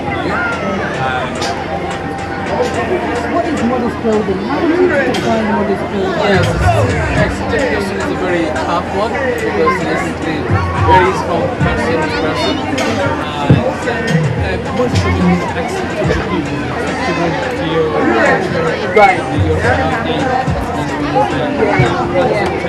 So it really depends on your culture, depends on your surrounding, what you consider modest clothing. I mean, as you see in the campus, what do you think about fashion? You know, do you kind of like listen to a kind of, you know, do you care or understand what someone's saying more because they're dressed in a certain way? Yeah. Are you ready?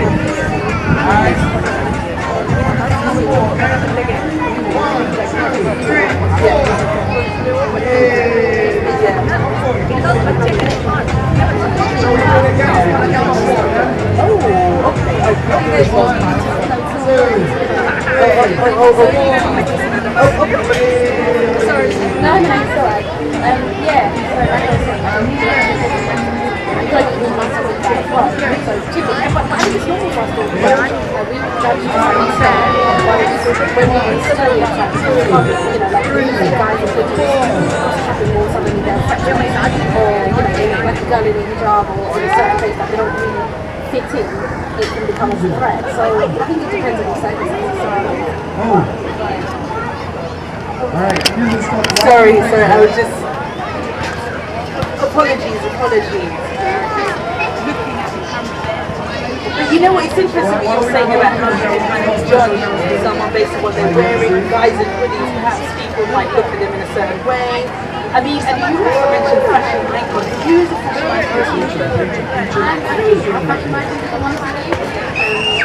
I do follow people on social media, but I don't know I follow people as well. I know some people do, but that's just something I just kind of pick out what I think will suit me.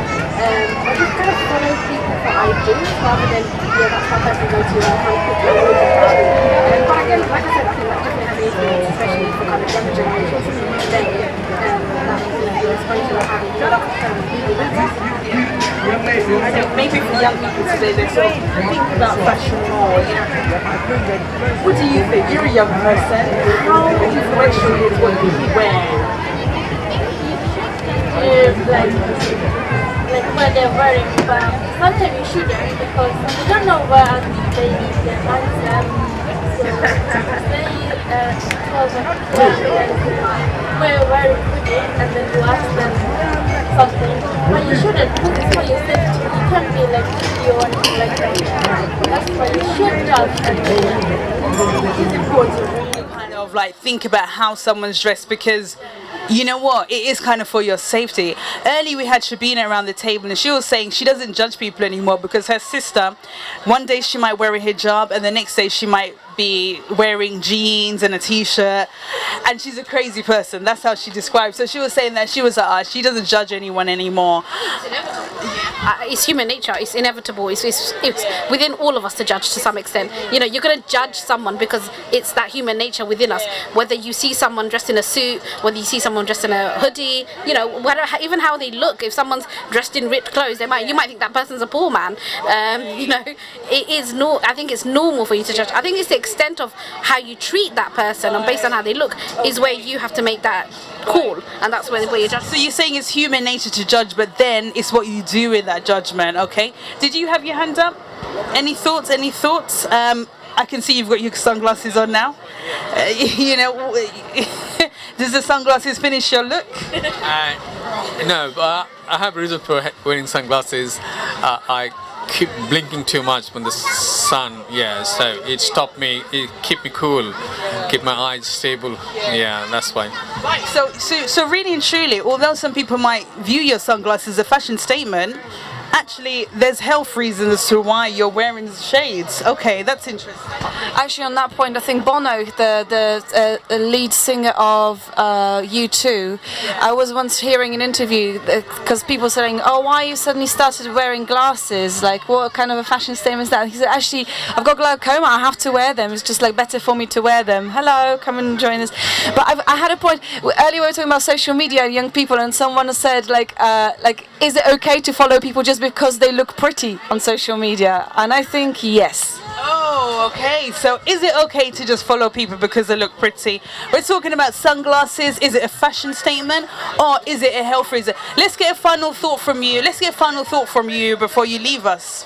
Let's get a final thought from you before you leave us.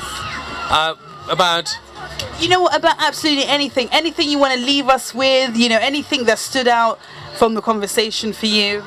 Right, I know we've been conversation about the look and clothes, yeah. So people, they look after themselves the different ways. Having a clothing is one of the very important aspects of presenting people themselves. So looking, so hairstyle, clothes, and your sunglasses, everything is everything take. I mean, as a local councillor, you know, what impact do you have on the clothes being sold in a shop or how people are perceived? You know, remind me of your name again, sorry? Sabiha. Sabiha was saying we all have judgments, but it's how we act on those judgments, you know? I don't know, what influence do you have as a councillor on how people are treated in Tower Hamlets? Personally, I really don't judge people on their look or clothes. Yeah, I respect people regardless what they have on or what they look like. So that's my personal perception. But obviously, people have right to present themselves the way they would like to. So in Tower Hamlets, as a community, you'll see lots of young ladies and old ladies. They wear hijab and stuff, so they deserve respect because they think that's the way they should present themselves. It's a culture and religious aspect. Okay, so the culture and religion plays a part in our politics. That's why you have to respect any culture, not only the culture you're living in, you respect your one, and also equally respect the other culture. That's important.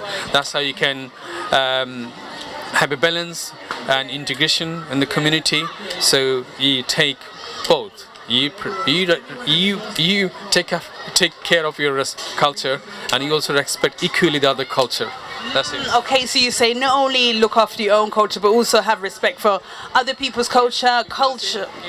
Hamlet, we have more than about 140 languages, and that's meant that different. Can you list some of those languages?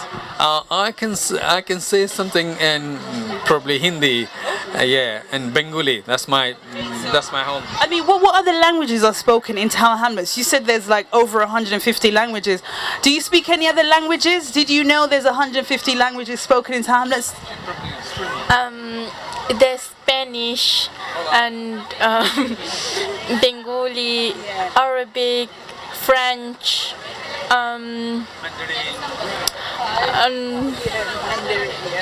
Somali, Japanese, yeah, Chinese. I mean, I think there's Polish. I'd say I'm Polish. You're representing for the Polish people today in Tower Hamlets. All right. So I mean, there's so many. I mean, do we know enough of other people's languages? Do we know enough? Oh, you're okay. Sorry. Oh, no problem. No. Any final thoughts? Do we do enough? I don't think we can ever do enough. We can try though. But I think again, it comes down to money. Like right now, I think once upon a time, especially Tower Hamlets used to be it's very predominantly a Bangladeshi community, and unfortunately, due to the cuts, the team that used to teach Bengali as an after-school curriculum, that funding was cut, and that's such a big shame because although we've got our parents came here from Bangladesh, they migrated to the country. Naturally, us, Bengali isn't our mother tongue, but unfortunately, that money that would have been supporting, the younger generation to keep their language and learn other languages as well, like Spanish and stuff, it's not funded, and that's what it comes down to. I think we need that money. So it'd be nice. I would love to learn another language, but if you're not learning it and paying for like an extortion amount of money, you don't have the capability. And it'd be lovely for young kids right nowadays to be able to take up multiple GCSEs, not just within school, but actually facilitate that and have year 11s, A levels, or whoever they are to actually graduate within those subjects and be fluent in more than one language, given the fact how diverse we are. So that's my final thoughts. You really left us with some really juicy thoughts there. Margot. No, I really like that point, and I think, for instance, in Poland, just a small example, I think one of the ways in which the current government was trying to kind of make a point how much they hate the West. There's like there's constantly like the battle against the West and Western culture.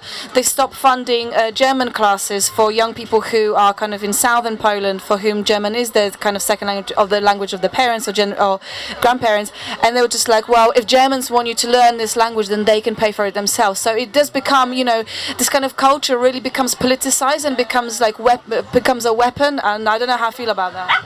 So you're saying that language, the inaccessibility of language can sometimes be used as a political act? Absolutely. Sabir, and then No, since we're talking about language, I heard this one thing that was very smart. I saw it on TikTok. This guy, he said, there's a universal language, and if we taught that across all countries, everyone would be able to communicate, and that's sign language. If we taught everyone in the world how to do sign language, we would have no problem communicating with each other because everybody would know sign language. That's an universal language, but the government, everything politicized. They don't want us to, me? No, I would love to learn it. I don't know it. I know some part, a little bit here and there, but I would love to learn it though. I'd love to. Yeah. So how interesting. So you're saying sign language is a universal language. Iqbal, I want to come to you, and then I want to come to yourself. So in response to the ladies who were saying about the languages being taught here before, and the funding has been slashed. So in that response to that, I, as a local councillor, the community member, I can tell you that this current administration is going to fund to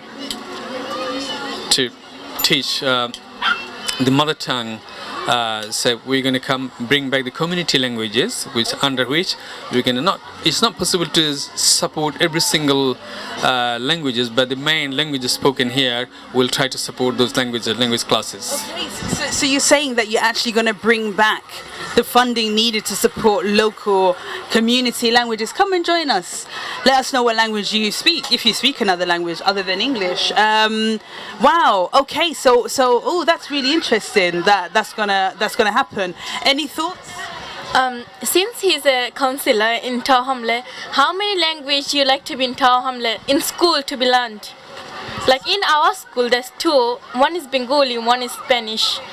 And so you're saying in your school you just have a choice of two languages, Spanish and Bangladesh. What other languages would you like to be available? Arabic.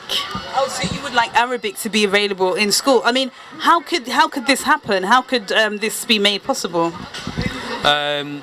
It's choices to the parents. The children, they can choose the language that they want to do, but the school has the choice. If they don't have the adequate staff for that language, the facilities for that, because that can't just do like that.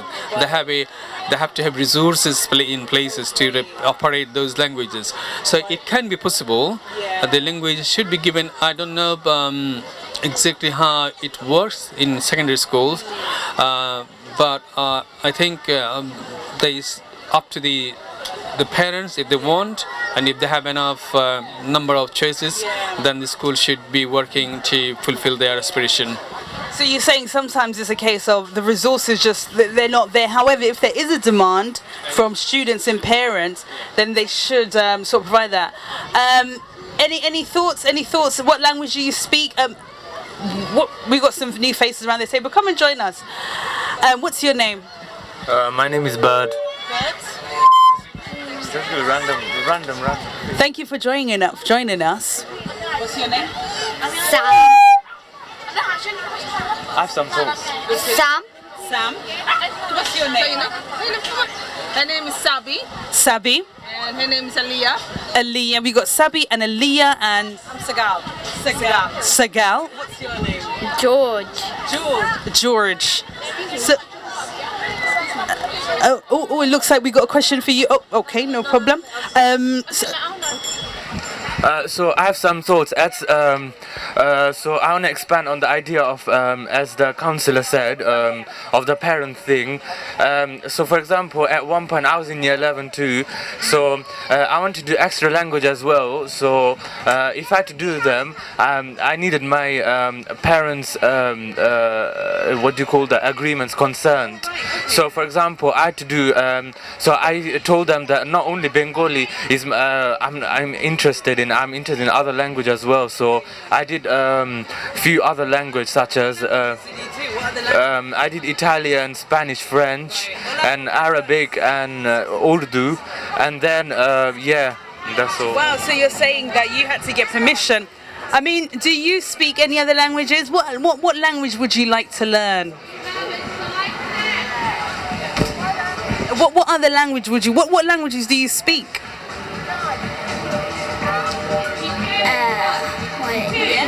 I mean, what do you think about what we've been talking about? How important it is, you know, one of the local councillors said that in Tower Hamlet says 150 languages spoken, but it seems to me that a lot of people around the table want to learn more languages, but is there enough opportunities available to learn other languages, you know? What do you think? Any thoughts? Yeah, I mean, I'm fluent in Somali and English. And poker table. Okay, yeah, so I'm. Just come here, sit down, and we're playing poker here. Come and join us. Kind of. We're not playing poker. Languages. What language do you speak? Polish and English. Dzień dobry. I mean, what other language would you like to learn? We've got Somali. Somali, yeah, and. What languages would you like to learn? French. French. Yeah. I love Spanish. I'd like to learn, but I can't speak French.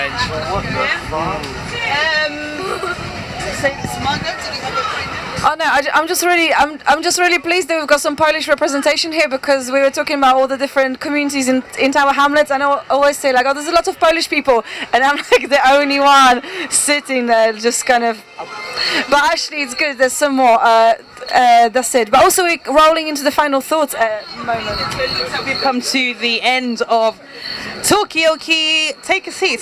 Get involved. So maybe I'll do a quick summary. So today, are you right? How's it going? Is everything okay? Okay, it's a dog. No problem at all. Not everyone loves dogs, and that's absolutely okay. So we're going to get some final thoughts. Come a little bit closer. We started off talking about, you know, what did we start talking? We started off talking about health, food. What other kind of things we should be having for breakfast? You know, pancakes. Can we have pancakes for breakfast? How about hot chocolate?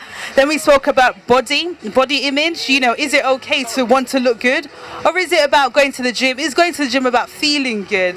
Then we were talking about, you know, what India, you know, what's so great about India? What should people know about India? You missed the conversation. We had a few Indians around the table who would have given you some real great tips. But anyway, we've come to the final thoughts. Any final thoughts about anything you've heard today, seen today, anything that we should be thinking about this evening? I'll start with you. Tell us who you are and any final thoughts. Oh, okay. So my name is Matt. I moved here about 4 months ago. Born in Poland, raised in Edinburgh. I'm enjoying it. I haven't seen much today apart from Greenwich Park actually. Yeah, so I live with these two guys and my dog. I just live around the corner actually. What else would you like me to say? Do you live on Isle of Dogs? No, just around the corner from here, yeah. It's a 2-minute walk. Margot, they've only been here 4 months, so I don't think they're going to get that joke. You know, it's just that there's an area, because you said you live with your dog, you know the area called the Isle of Dogs, which is oh, you did get the joke. Okay, I was expecting a big laugh. There was no laugh. Okay, cool. To be fair, it wasn't such a funny joke. It was just a dog. It's like a grandma joke. I found it funny though. Anyway, moving on. Final thoughts? Final thoughts of all. So they just want to get rid of us. Yeah, we've been rolling since 12 o'clock today. Oh, have you? To be fair, we've heard about that there's a big festival going on here. Big festival. And we were quite happy to have a look at what's going on. Because we obviously trying to join the community, and it seems like you guys have great fun here. Yeah. Wow, so You came out to engage with the community. How amazing! How amazing! Definitely, we came out to. Aaliyah, any final thoughts? What do you think of the event? Come on, what did you enjoy? I enjoyed the puppet show. I enjoyed the puppet show. She enjoyed the puppet show. What about you? What did you enjoy? What did you enjoy? You gotta say something. You gotta be close to the microphone. The park. The park. I like the fact that it was very multicultural, and then kids came out. We come here quite often, so it was good for us to join us. So you say you just enjoy the fact that it was a mixture of all of the community coming out. Does this happen every year? You know what? I believe that this has happened pre-COVID, and this is the first one post-COVID. So yeah, stay tuned for more community events. Larice, any final thoughts? I think we should have more stuff like this. We should have more kind of festivals and things for the local community. Yeah. More community events just like this. Laura, any final thoughts? Well, my final thought is very outside of the old conversations that you guys had, but I was thinking how I am freezing. I've been sitting for 4 hours and I'm freezing. Yes. Yeah, touch my hands. I am freezing. And it's the first time I'm cold in probably a few weeks, and it's really interesting sensation. Sorry? Oh yeah, like I'm from Poland as well. -20 in the winter. And Here, I'm feeling a bit chilly myself actually, but Margot, any final thoughts?